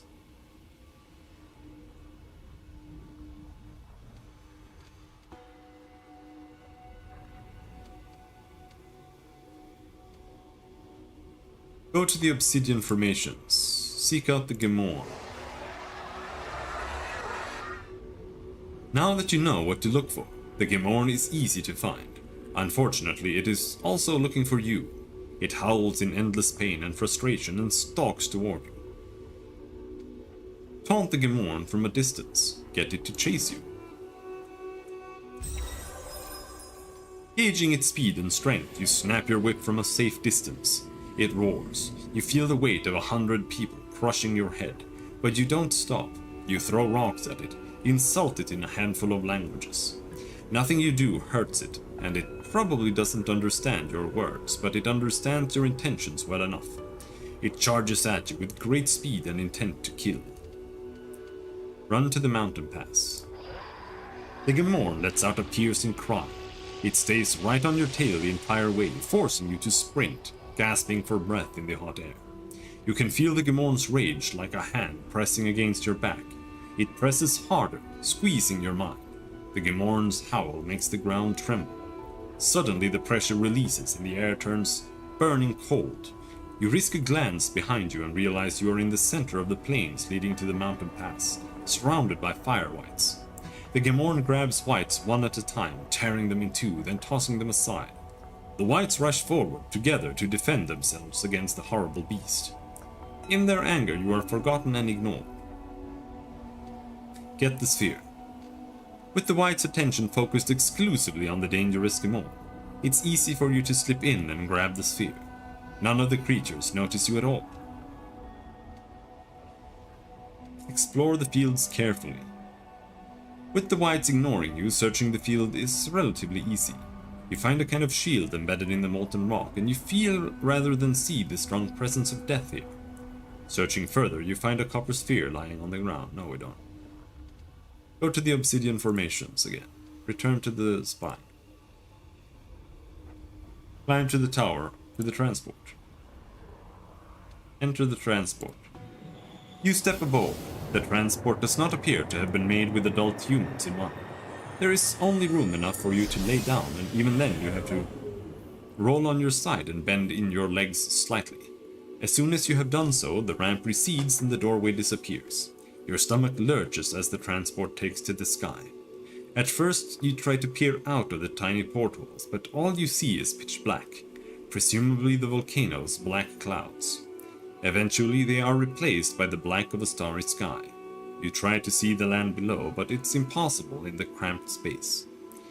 Hours pass.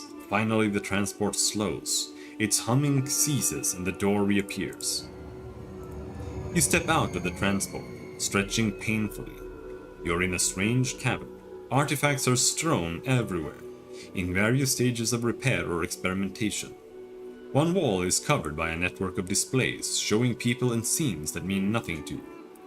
In the center of the room is an enormous cage made from steel tendrils that twist together at the top. The cage glows for a moment and a figure walks out.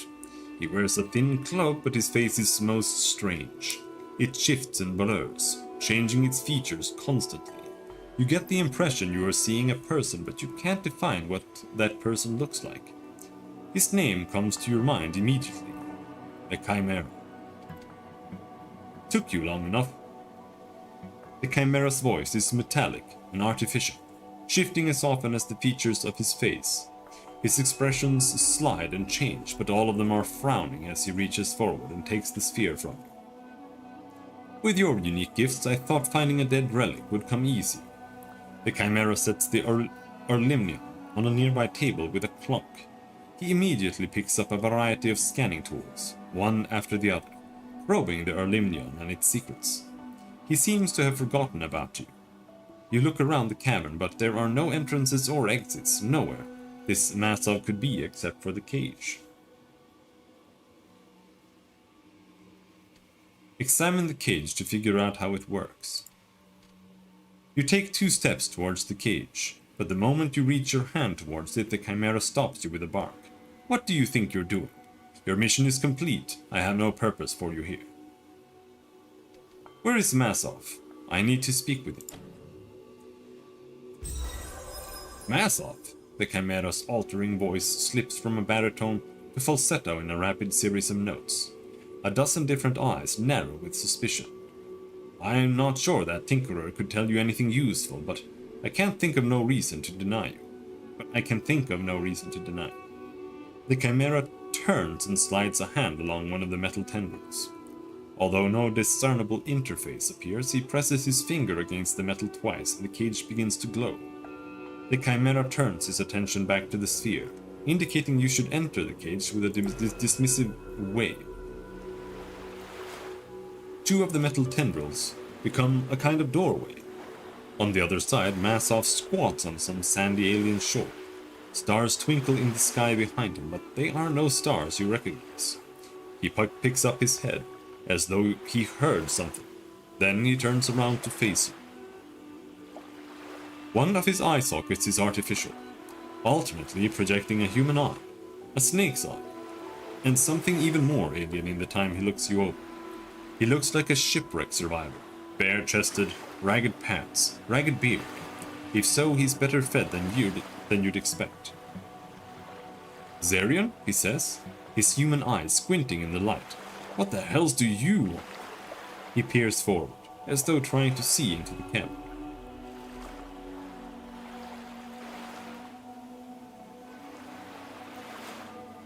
Where are you? He spreads his arms in a mock welcome. I'm on a goddamn beach, having the time of my life. Where's it look like I am? He crosses his arms across his chest. What the hell did you want?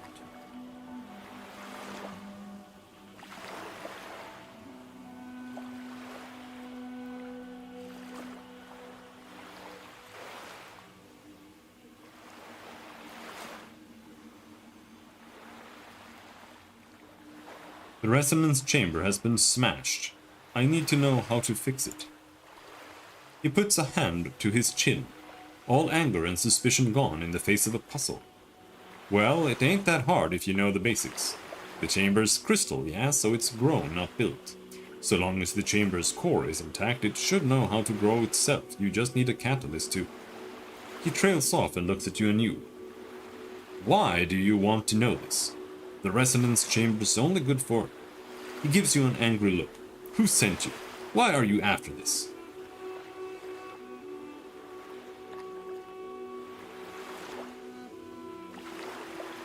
I am trying to stop the sorrow from hunting us. Masov barks a short, bitter laugh. I don't doubt it would stop the sorrow, and a great many other things. I don't know how, but the changing god's trying to use you. If that chamber's fixed, nobody benefits but him. You can't trust a damn word that bastard says. What does the resonance chamber do? The resonance chamber's only good for one thing. He holds up a finger. And that's snuffing us out. The changing god plans to use it to merge all of us, every cast-off that still lives, back into his body.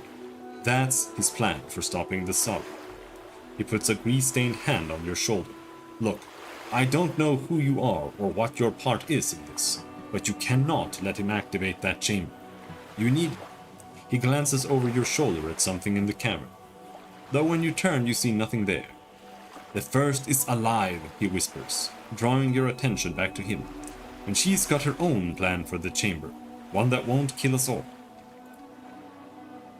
Our sire has a new cast-off body that he plans to use as a catalyst for the chamber.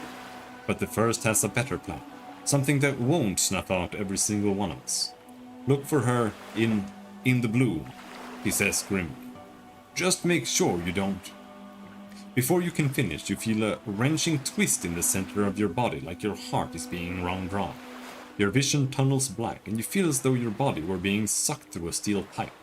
You're being pulled out of the mirror, but it's far more painful than it ever was before. Then, Masov, the cave, and everything else disappears. I'm starting to figure this weird place out.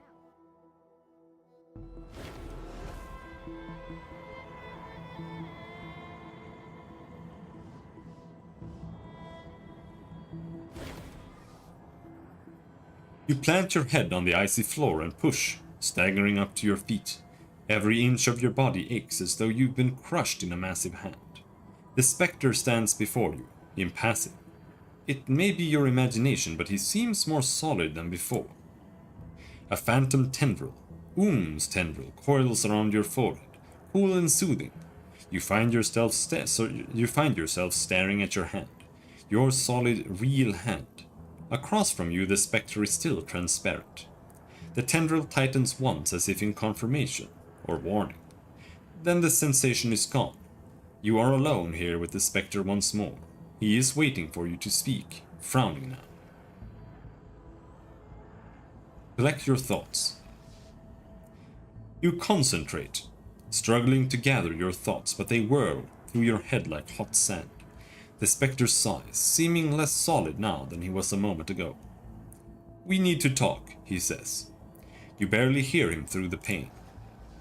But this is your mind, honed in the psychic battle you fought alongside the warriors in the Fifth Eye, sharpened to a glittering edge.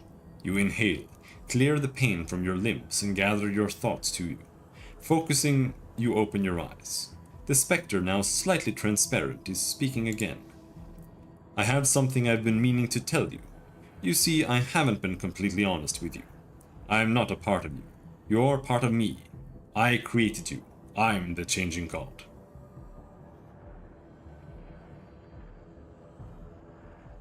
I've been wondering where you were. Here, he says simply, his outline solidifying. Here all along. Now, I know this is a lot to take in. It means this body of yours is actually mine. I lived in it for years, and now that we know the first is still alive, I need it back. And what would happen to me? A good question, he says. He seems taller than he did a moment ago. Once you give me my body back, your thoughts would be pushed to the back of my mind. It would be frightening for a moment. Disorienting maybe, but not painful. And then our thoughts would merge. You would become a part of me again. He spreads his hands. And that's it. Now, give me my body back. I wonder what happens if you agree.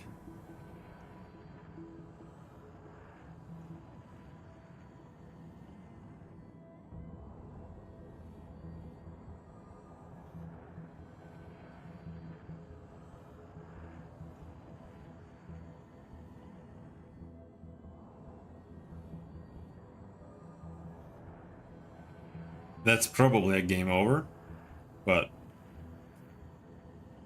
very well. I kind of want to try this. It depends on what you can do with it, if it's a cool choice or not, or if it's just game over. Very well, it's yours. Without another word, the spectre hovers before you, plunging his hands into your head, your mind. He lied. The pain is extraordinary, world-shattering. Every memory you've earned in your short life is examined, torn apart and discarded. You dwindle as he expands, filling the corners of the body that was once yours. And yes, he lied. You do not join him. You do not find oblivion. You live on, mouthless, mindless, a helpless witness to the crimes he commits with your hands. Yeah, that's the game over. You yield your body up to the spectre, and your flesh falls from your mind like a burden laid aside. What comes after is not your legacy. You are no more than the one who stood aside. But the vessel that remains is famed far and wide. Alright, how much do we have to redo? Jesus Christ. Do we have to redo the whole mirror? It's gonna be really quick, though. Yeah, we have to redo the whole mirror. Oh, that sucks dick.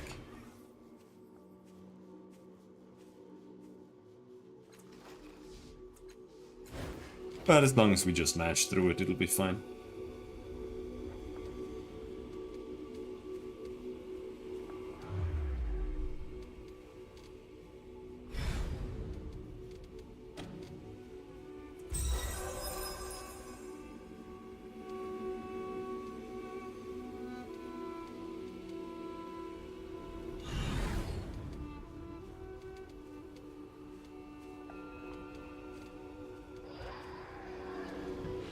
Run to the mountain pass.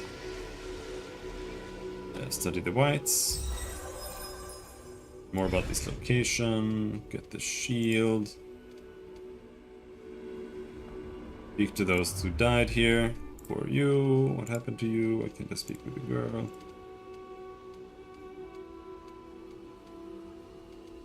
Go to the obsidian formations. Seek out the Gemorn. Home to Gemorn. Run to the mountain pass. Get the sphere. Explore the fields. Return to the spine. Enter the transport. There is mats off.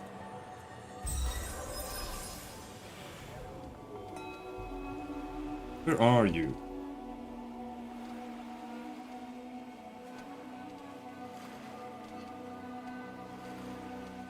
What does the resonance chamber do?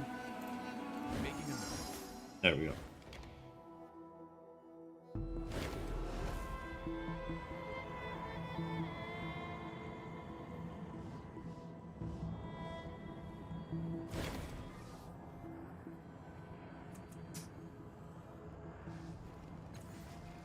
We just go through this shit again.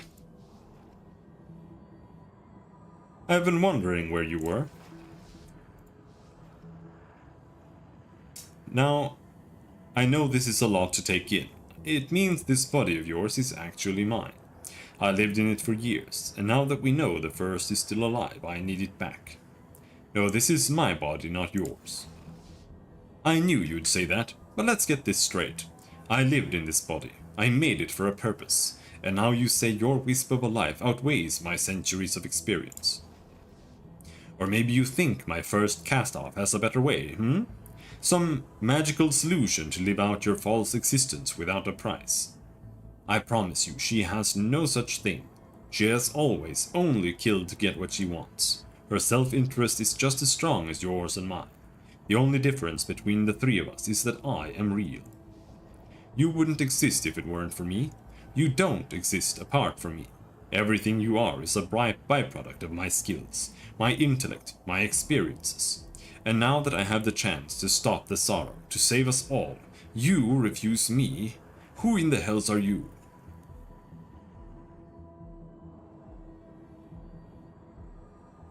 Remain silent. The spectre's eyes gleam with impatient fury. Silent at last. Good. Then I'll tell you what you are. You're an accident of fate, a parasite in the mind I built. You are a child. I don't want to destroy you, but I will if I must. Give me control. Never. Then I'll take it, the spectre says and spreads his arms. Tidal energy pours from the air around you, glowing into the spectre. The ground itself slips around your feet, holding you in place. You feel your grip on your body, your mind slipping by finger lengths. You are diminishing. He is winning. You search your mind, your hard-earned memories for something that will loosen his hold on you.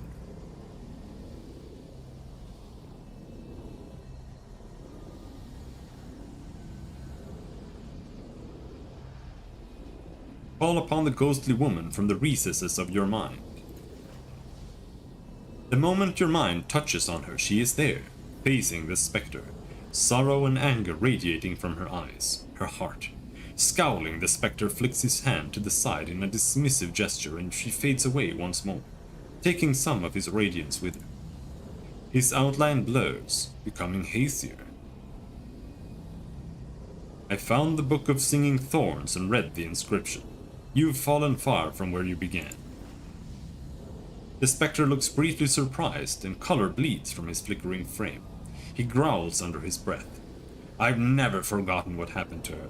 Not once. He is nearly transparent now. Nearly gone. Pull your feet free. I'm going to rip you out of my mind. His expression hardens. You won't live that long. In another few minutes your mind will be tattered wisps of thought fading into the air. Pull your feet free. You struggle against the ground even as it creeps up your legs, but cannot free yourself. Your machines have driven women in Segas mad. What makes you think you deserve to return?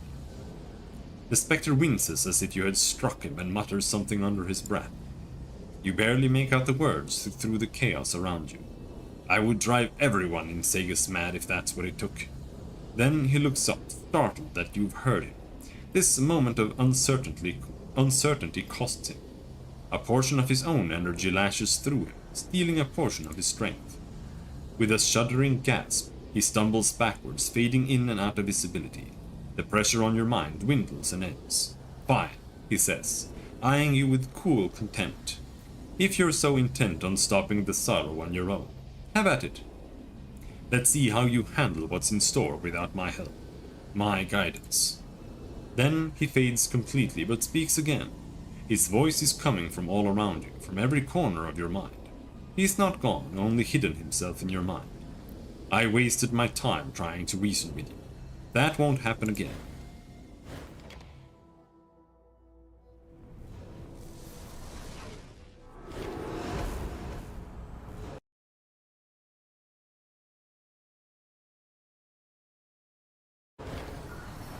As the portal closes behind you, something feels off. It only takes you a second to realize. The spectre is gone. It is quieter now in the calm of your mind. But he's not truly gone, is he? You can feel him out there, watching, waiting perhaps for a moment of weakness in which to strike.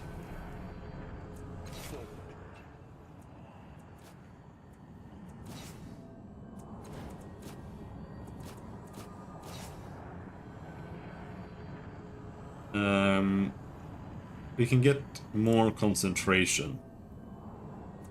Do I need that? Like, this gives me negative stealth training.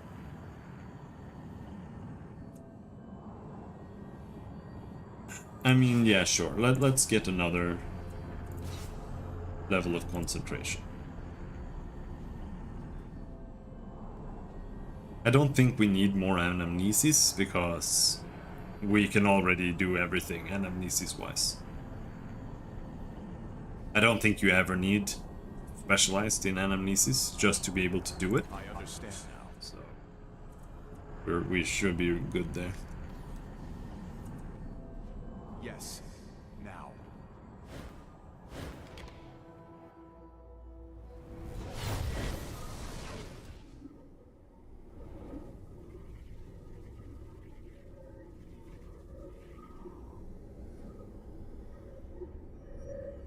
All right. Nothing there?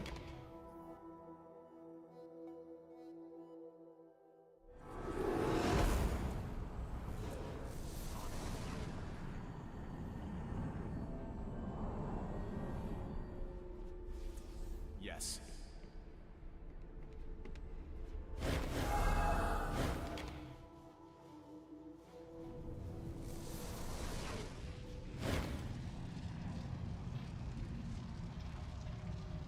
Hello there.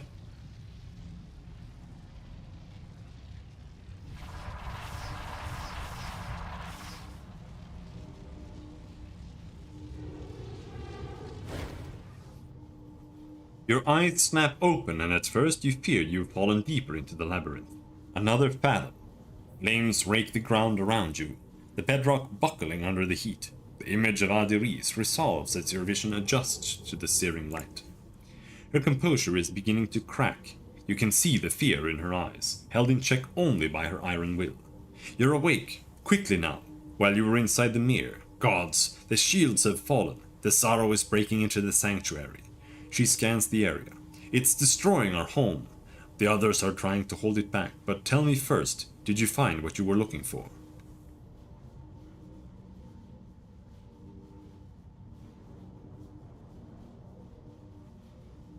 Yes and no. Masov says the resonance chamber will destroy us all if the changing god activates it.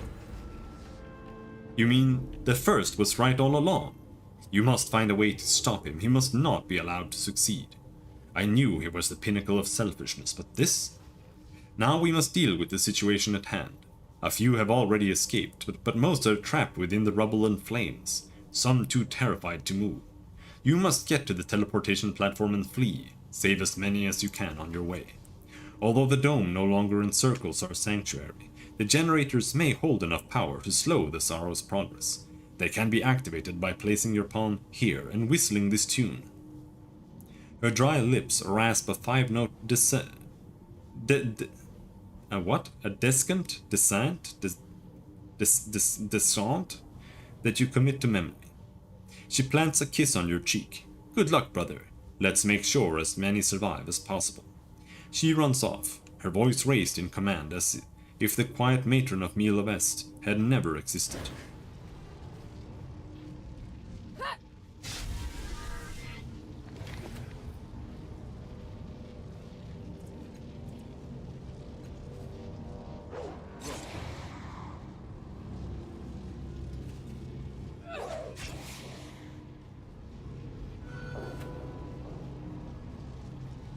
Me.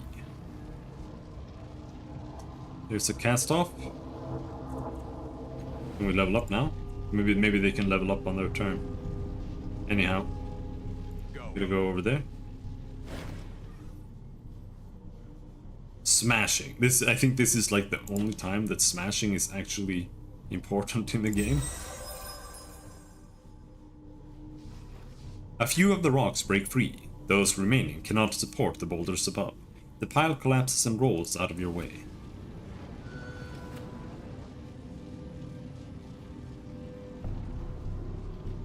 Of course we can help. Right, Al?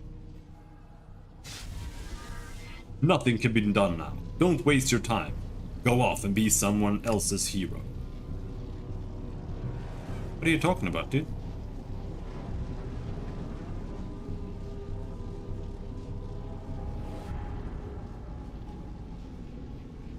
Of course. There we go. Prestige. Now the issue now is that nobody else can get in here at all. Well, maybe. It depends on if I can teleport there. Doesn't seem like it.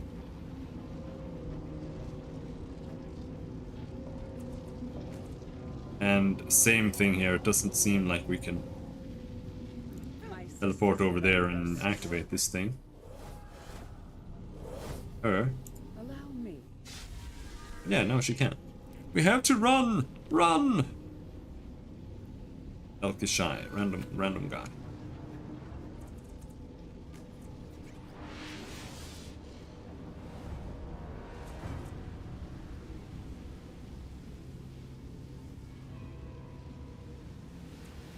That's how far she can run there.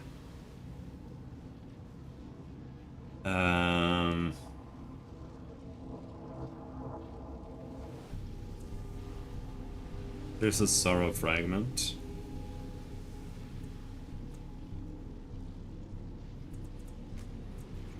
That's even shorter of a distance.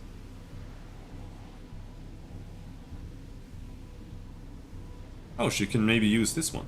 I'll handle it.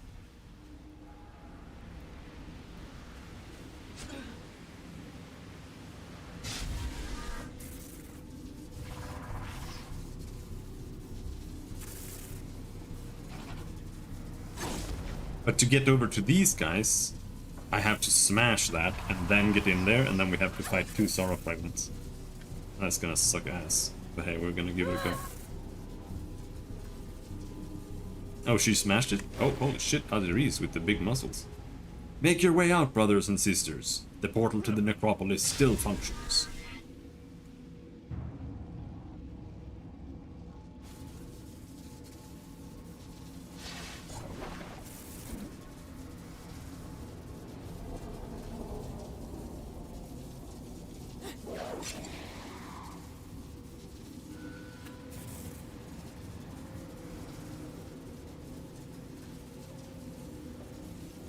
On it.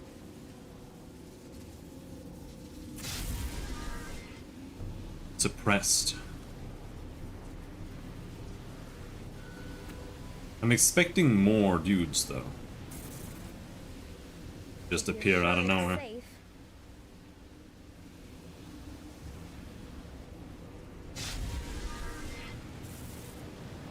Is this guy just refusing to leave there, or what?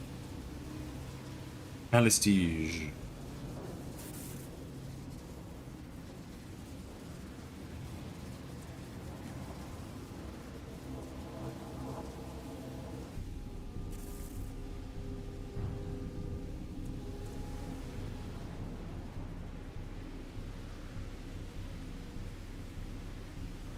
Cannot reach that. You can reach this, but you just path through there, which is terrible. Terrible idea.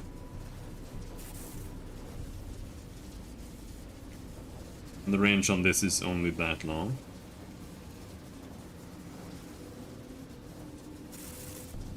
So instead, I'll just have you go back down here. And then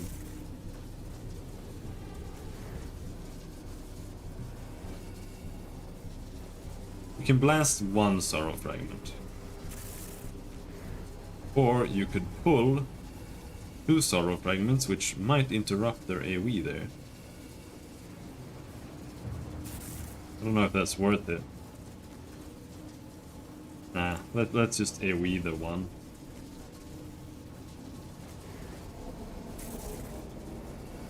They cannot AoE both.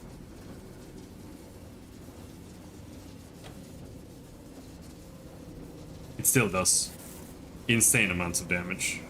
But I think that's because they're in the suppression field. Fear my power.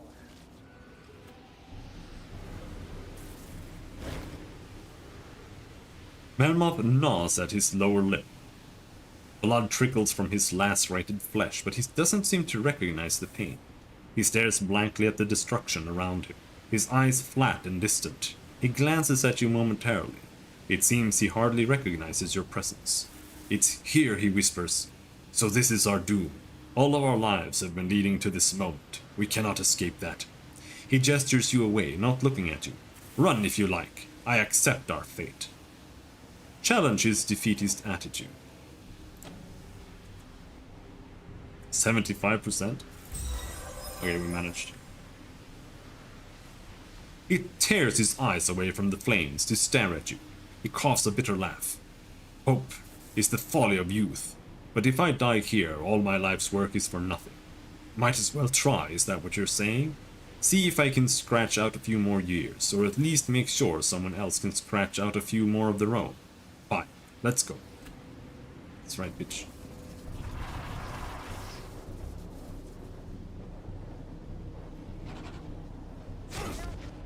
Ouch! Feel right. Is that normal here? What are you doing?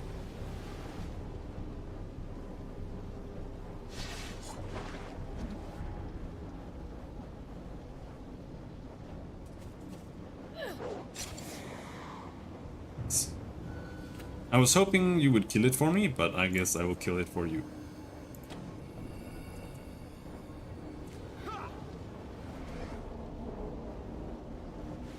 What the fuck just happened? Did it miss or something? Because I don't know. That was weird as shit. All right, Rin. You can do this. Yeah, Rin.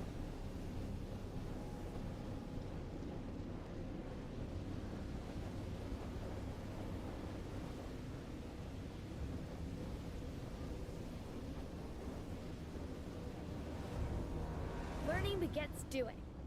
Or is it the other way? I don't even know what that means.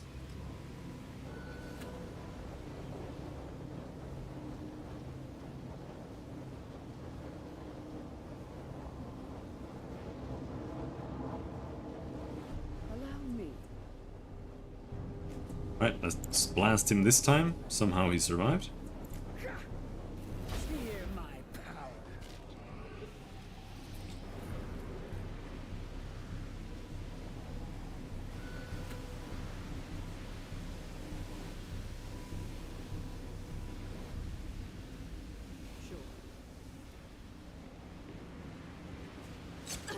Ouch.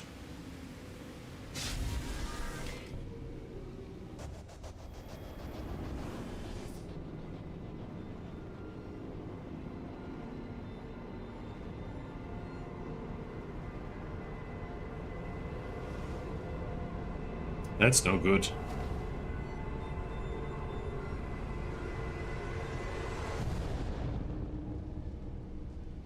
Abaddon's Abyss, we're done for.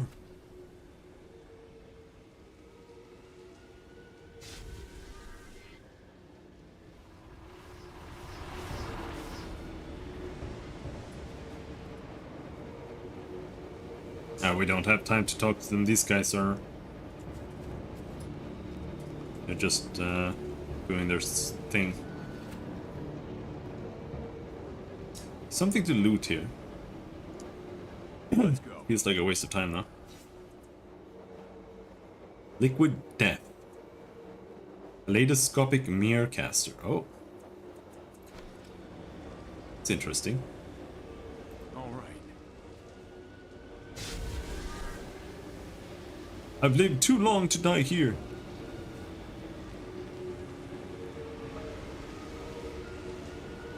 Let's see if Mammoth smashes this thing.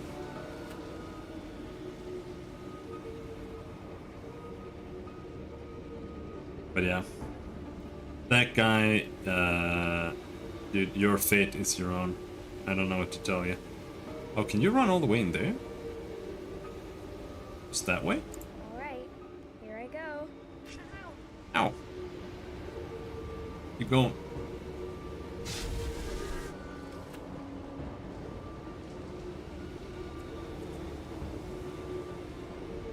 There's a sorrow fragment all the way up there. We cannot reach, so...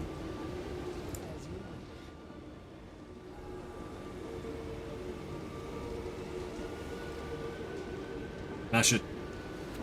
Come on, you turd. You didn't do anything.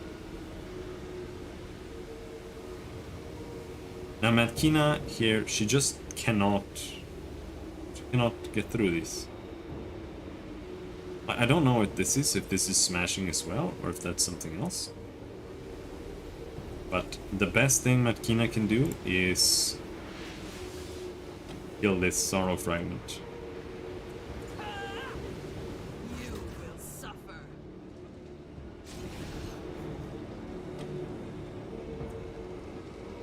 She almost does it. Can you do it with infused weapon? No, also doesn't do enough damage. What about this one? Yes. As if there were any doubt of my skill. Also full heal. Oh, you don't need to smash that. They can just run there. Oh no. How far does he walk? Dude, you're dead. He's very dead. Gods, good gods about. It's here. It'll kill us all. So much for being the Chalcedon. I'm not sitting around waiting for you all to snap out of your terror.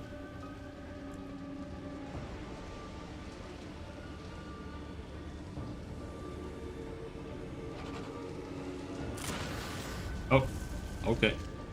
Okay.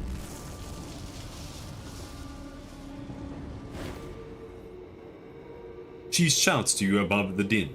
Hope is not lost. The Feretory. If there is any truth to the legend, then it's our only hope. She looks up at the towering sorrow. But you'll need time to understand it. If one of us is brave, perhaps others can live to find a way to stop it. She breathes in once. I am brave. I am brave. I will buy the time for you and the others, young one. Make the most of it.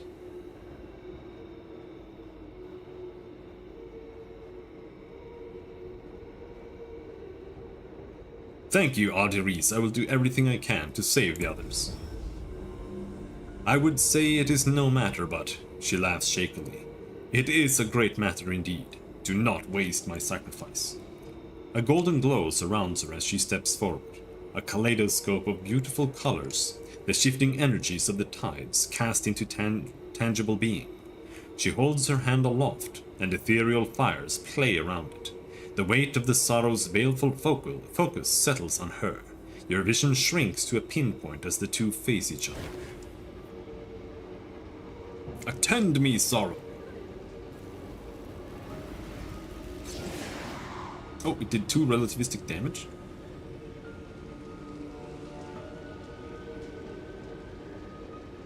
Save who you can, and run!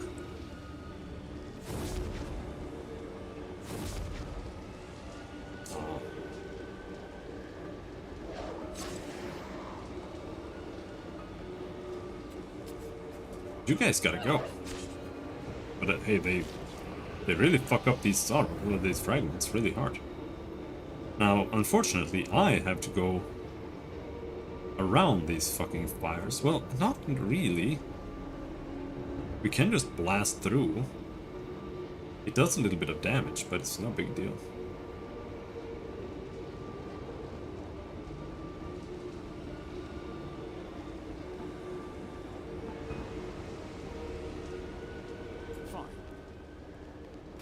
Ouch. Like, it's just 7 damage, right? And then you continue. Ow, another 7 damage. That's pretty bad. I need to get up there so I can smash this shit open. Unless somebody else does it for us. But these guys just seem to be chilling over here.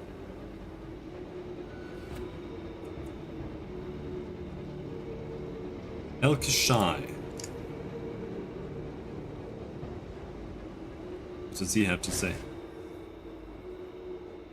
He stands frozen, doubled over. His hands are smashed against the sides of his head. I can't. They're screaming at me. I can't. Slap some sense into him. Convince him to get a hold of himself. No, she can't do any of that. What does Calistige have? Does she have intimidation? No. But she might still be able to do it.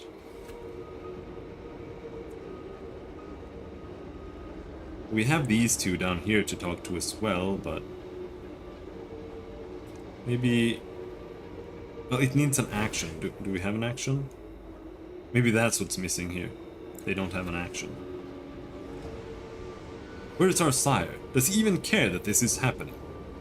No. Does Matkina have intimidation? No.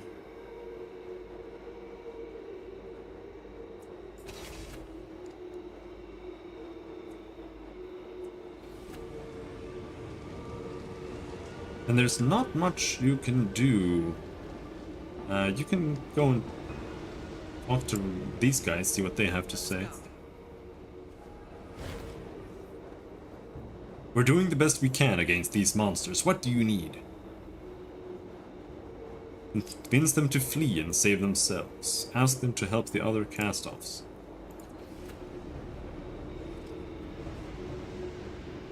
But yeah, they're all just... I wonder how many turns is she going to save us? Because now she's gonna get one-shotted, yeah.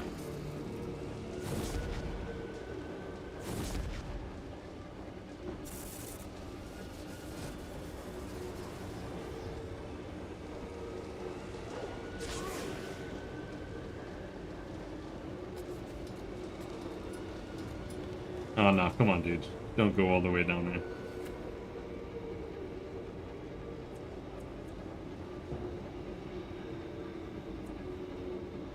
Now it's really just this, right? But I can't get there to convince him, so we might as well go over there. This needs clear... Oh, quick fingers and lore mystical. Alright.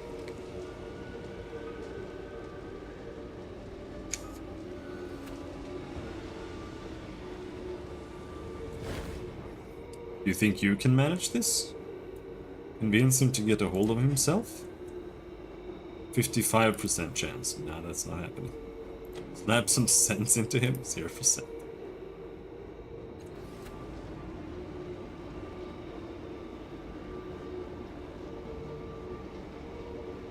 I don't know if you can reach with your weapon here. That's the range? Okay, never mind then.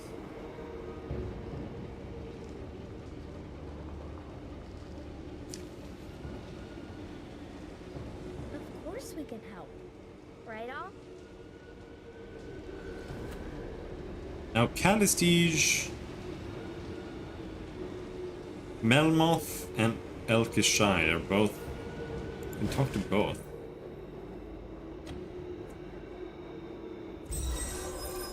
Nice.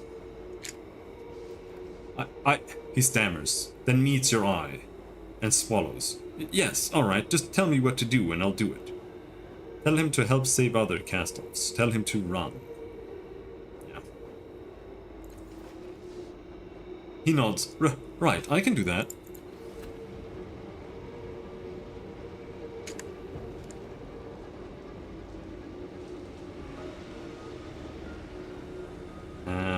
But now we don't have an action.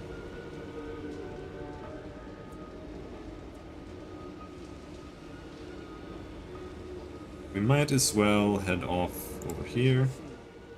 We approve.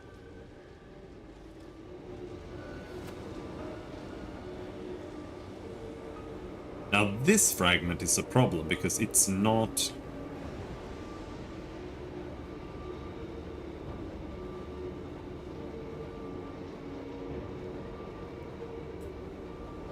It's not standing in a field, so it's got a lot of... Convince them to flee and save themselves.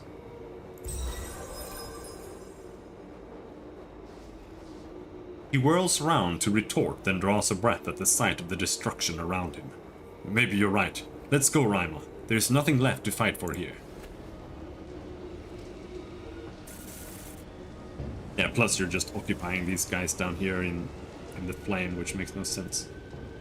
Now, is the Sorrow going to just come and one-shot everything?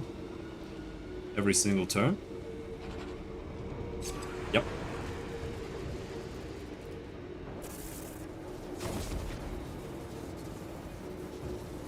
Oh no, come on, don't knock me down.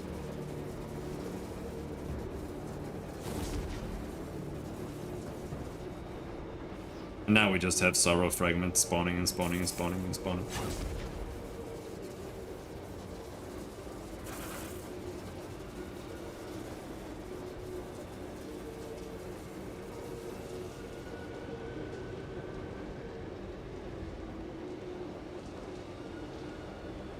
I've lived too long to die here. Yes.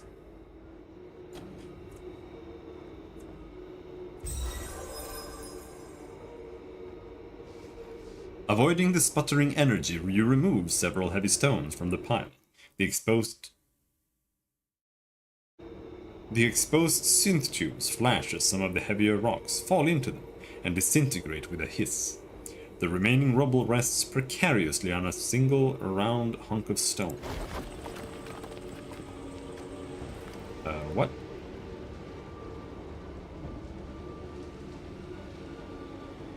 All right.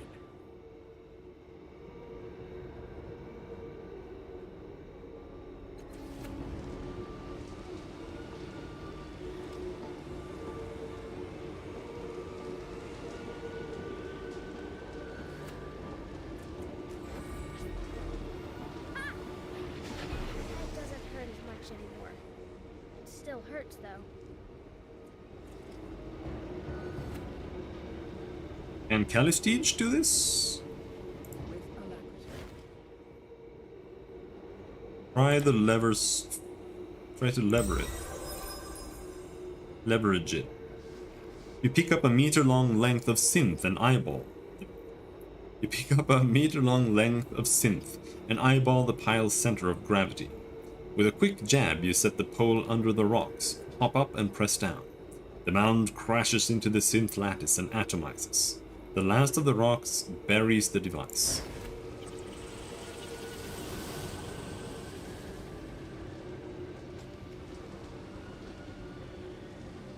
Yes, child.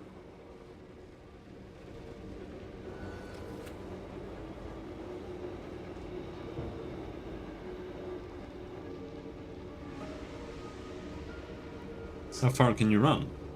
Really, really far. Consider it done. Ouch. Let's go.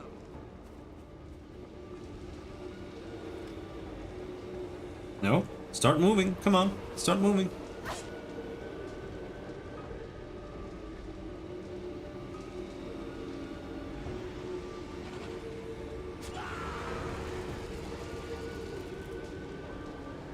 I think he killed the Dendra O'Her guy now.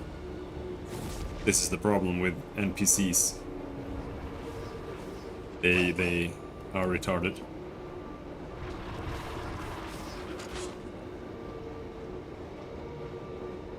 Why are they gathering here? They're like 2 meters from where he even appeared. Yes. Now.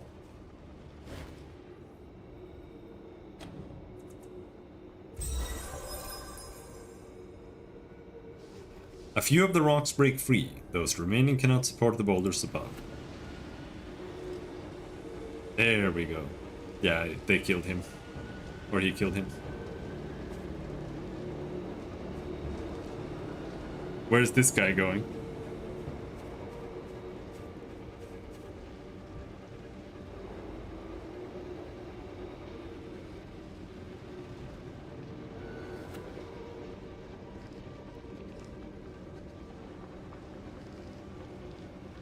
Let's go all. You and me.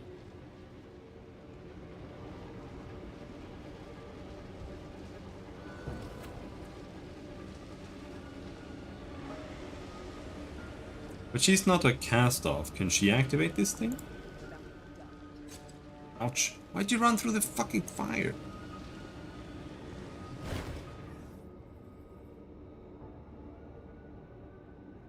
Even as the heat of the fire cracks and blisters skin, the air around the structure feels damp and pregnant. It pulses in a way that it wasn't before, some kind of reaction to the sorrow's presence. As it is approached, three bone-like handles curl out of the structure as if in greeting. That certainly didn't happen before. A telepathic whispering begins, a cold cacophonous chittering that is clear despite the roaring flames all around. Something is alive in this thing. Okay, well.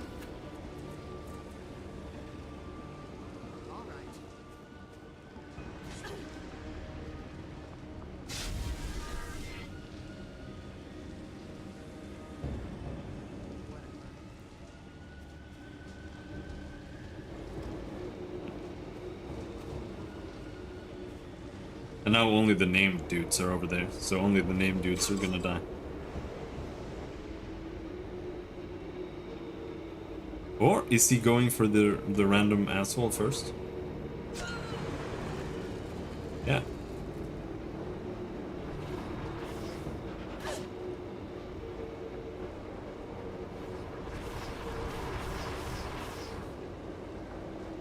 I like how the suppression field doesn't slow them down or anything at all.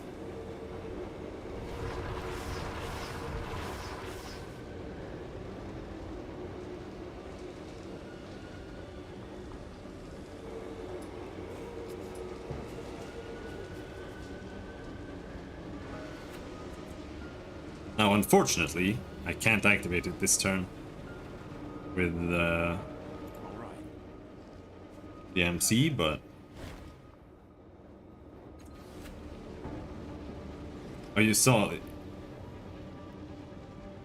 You could do something with the tidal surge there.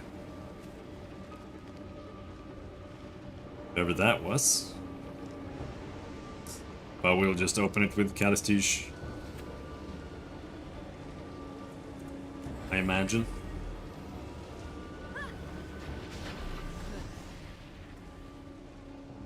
Just what I needed.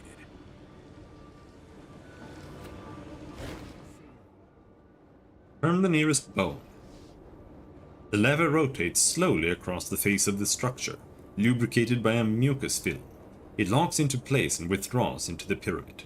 The cacophonous chittering grows louder. Two bones still protrude from the structure. Oh, that's how it is. You have to do several things if you don't use the tides to open it. Two cartilaginous joints remain extended from the base of the structure. The cacophonous chittering has grown even louder. Turn another lever. A few seconds of pushing ratchets the joint into place. It slides soundlessly into the pyramid. The psychic noise grows even more painful, more eager. Only one lever remains unturned. Here comes the sorrow.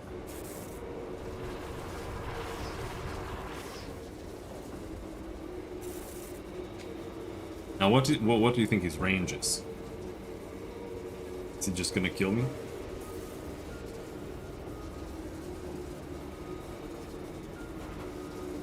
Yep. Goodbye. Next guy.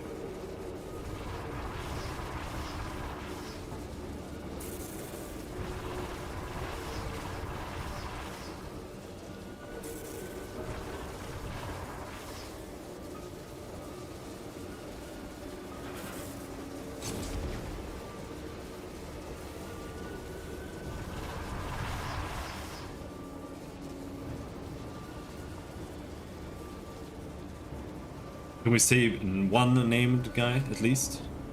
I'm going.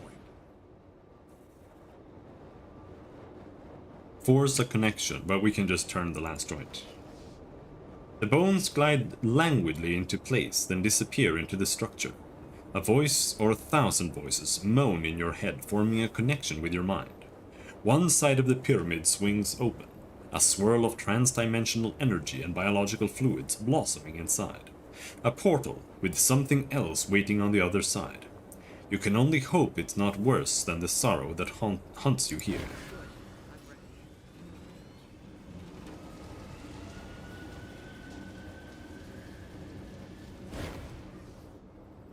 The interior of the pyramid swirls with a mysterious energy. A loud, plaintive chittering beckons. I'm ready to learn something new. Before you can react, a powerful gravitic force yanks you and your companions into the structure, away from the horrors of Mila Vest. It wrenches the other surviving cast-offs inside as well, hurling them to other places beyond your reach, and you suddenly find yourself somewhere else.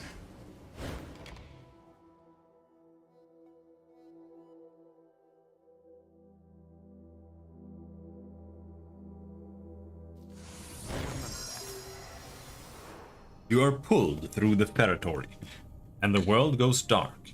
Your sense of sight has suddenly failed. You try to move your limbs and find that you cannot. You're alone, cut off from everyone else. You sense the terrifying presence of the sorrow as it surges through the portal behind you. Knowing you are trapped, it reaches out and is hurled back, shrieking in fury. Its cries vanish at once, as if an impermeable wall has suddenly been raised between you.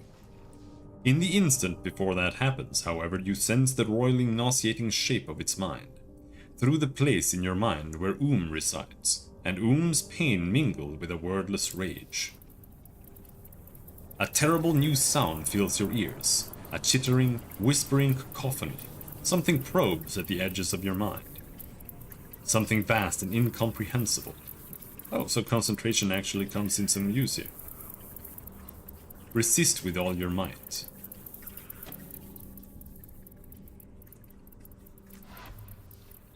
Failure? You try to focus your thoughts and drive the intruder out of your mind, but it's no use. With that chittering, whispering sound in your head, you find it impossible to concentrate. The probing of your consciousness grows more insistent. Thoughts and emotions rise unbidden, only to be pushed aside in quick succession. With a searing pain, something forces deep inside your mind. You scream in agony. Memories flash past your eyes, beyond your control, tearing from one to the next. Then, without warning, it stops.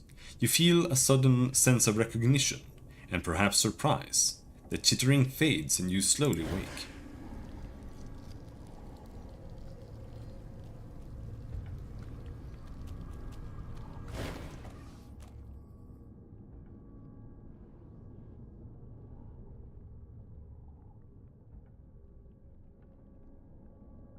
What is this? What new treasure is here for me to find? A friendly voice booms. Opening your bleary eyes, you see an earnest, grey-skinned non-human with a toothy smile. He is tall and wide across the shoulders and exudes great strength. His hands terminate in long claws. That tattoo. So, another of the Changing God's children has made his way here. It's been a long time. But where are my manners? My name is Dracogen, and you are in the Bloom. Though I dare say you didn't expect to arrive here quite like this. His voice is warm and welcoming, but there is something about his tone that suggests something more predatory.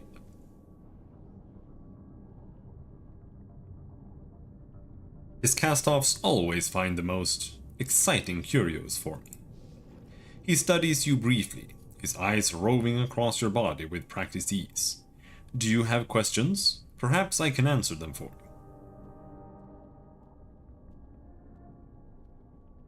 What were those voices? The Bloom is a living creature, with a reach across dimensions. Its consciousness, if I may use that term, is unlike anything we know. So, unless I miss my guess, what you heard were some of the many voices of the Bloom. I felt others pulled into the feretory with me. Where are they? Who knows? The Bloom's motivations are inscrutable, and its tendrils pass through countless worlds and dimensions. If you were brought here by the Bloom itself, then these others you speak of could literally be anywhere. What do you want from me? A business proposition, my friend. I wish to prove my value to you, and then you can provide value in return. I trade in information, favors, and Numenera, and it so happens I know about you and your kind. You're a cast-off of the Changing God, an old acquaintance of mine. Indeed, I have known a number of your brethren. I even know about Mila Vest, your secret refuge. So ask. Ask, and I will do what I can to provide an answer. What do you know about cast-offs? No. I'm here looking for the first cast-off. She has been dead for over a century. Have you tried her tomb? Fine. If I were looking for a random cast-off in the bloom, where would I start? Very good. Very good indeed. You declare one thing, I declare another, and so you find a way to sidestep my denial. I concede in the face of your surety that my information may be incorrect. I do not have your answer, but I know of one who might. He's very confident in his information. How intriguing. If you wanted to know anything about the bloom, you should speak to its ruler, the Memovira. Anyone can claim that title. Question is how well she holds it. He raises an eyebrow. Well enough so far. Tell me about the Memovira. A hard, ruthless woman. She holds control of the bloom because it favors her. She uses this advantage to dominate the trade routes and control access to the maws that lead to other worlds. But the maws are closing and thus her funds are dwindling. He glances at Matkina. I believe your friend here can tell you more about her. Alright, where can I find the Memovira? Inside her fortress. But she has locked her gates to outsiders while she considers the problems that face her. Only those who can provide something of value to her get in now. He bows. Like me. I see. So what do you want in exchange for an introduction to the Memovira? I once had claim to an artifact, but it was spirited away to a place called the Ascension of Kex Lianish, a realm of crystalline beauty. I need that artifact back. It's called the Magmatic Amulet, a circlet of dark hyaline material. It is of great interest to me. Great interest. I believe that you may be uniquely suited to retrieve it. He bows. Find it, bring it to me, and I guarantee you an audience with the Memovira. How do I get to this ascension? Follow the caravan road to the trade post. You'll find a mall there. It will take you to the ascension. Or rather it did, but that's why I'm sending you cast-off. Your kind always finds a way toward your sire's footsteps. What's a maw? A maw is one of the many mouths of the bloom, reaching its tendrils through the dimensions. Some enterprising individuals travel these tendrils, exploring new worlds and bringing back strange and wondrous items for trade. I agree to your terms. Dracogen smiles thinly and inclines his head. I hoped you might. I'll remember that. Remember, the Magmatic Amulet from the Ascension. Best of luck. This is the muscular orifice that first expelled you into the bloom. It quivers and clenches in agitation. These shanties are constructed entirely of tanned bloom flesh, with a framework of harvested bone and gristle. Dracogen's flat eyes rove quickly across you, measuring and studying in a glance. He smiles warmly, but his eyes remain hard. You return, and more quickly than I had anticipated. Do you have something for me, perhaps? Or perhaps I can do something for you. I have questions for you. If they are within my power to answer, and if they do not come with a prize. Ask away, my friend.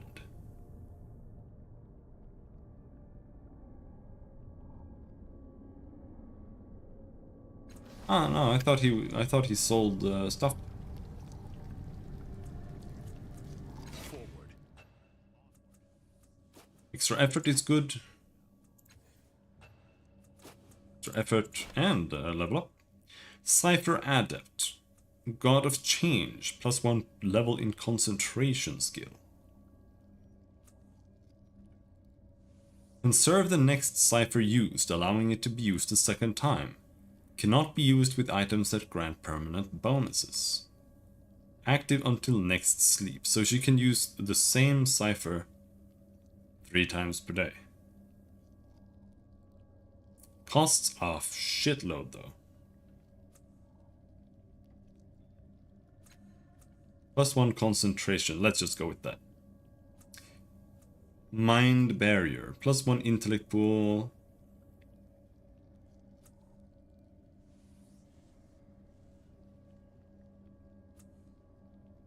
Let's just get that. Okay. Cipher use, perception, stealth, running. Give her more running. Increased skill, increased ability. Increased edge.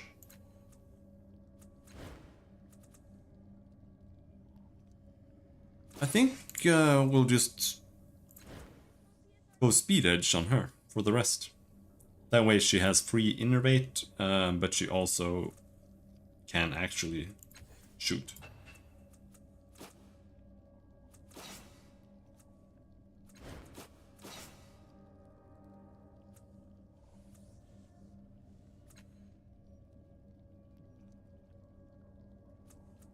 Let's level up Warp Dash.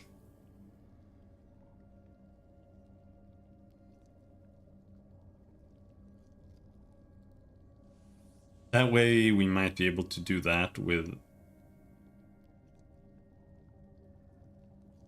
less points.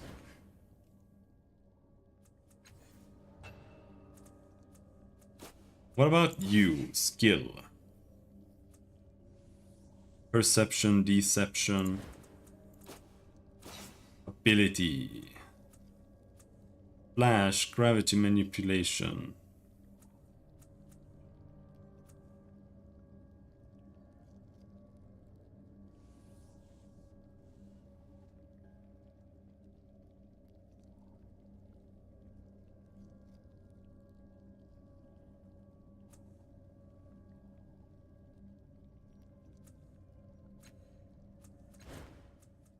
Why not? I don't really know if that was worth it, but hey.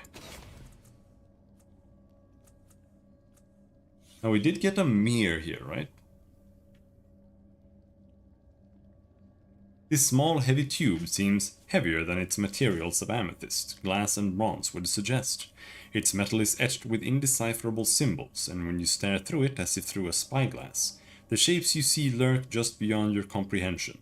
It is tempting to linger and gaze longer at these unhappy forms. Get liquid death.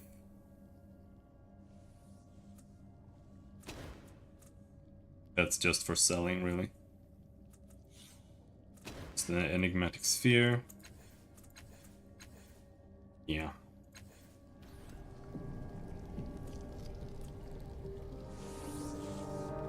Of course.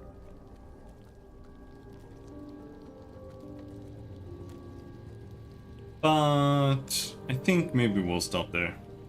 Short stream. We just got to a new place. We might as well leave it there for now. Plus, I am a bit sick, so. Anyway, until next time, thanks for hanging. Have a good night. Bye-bye.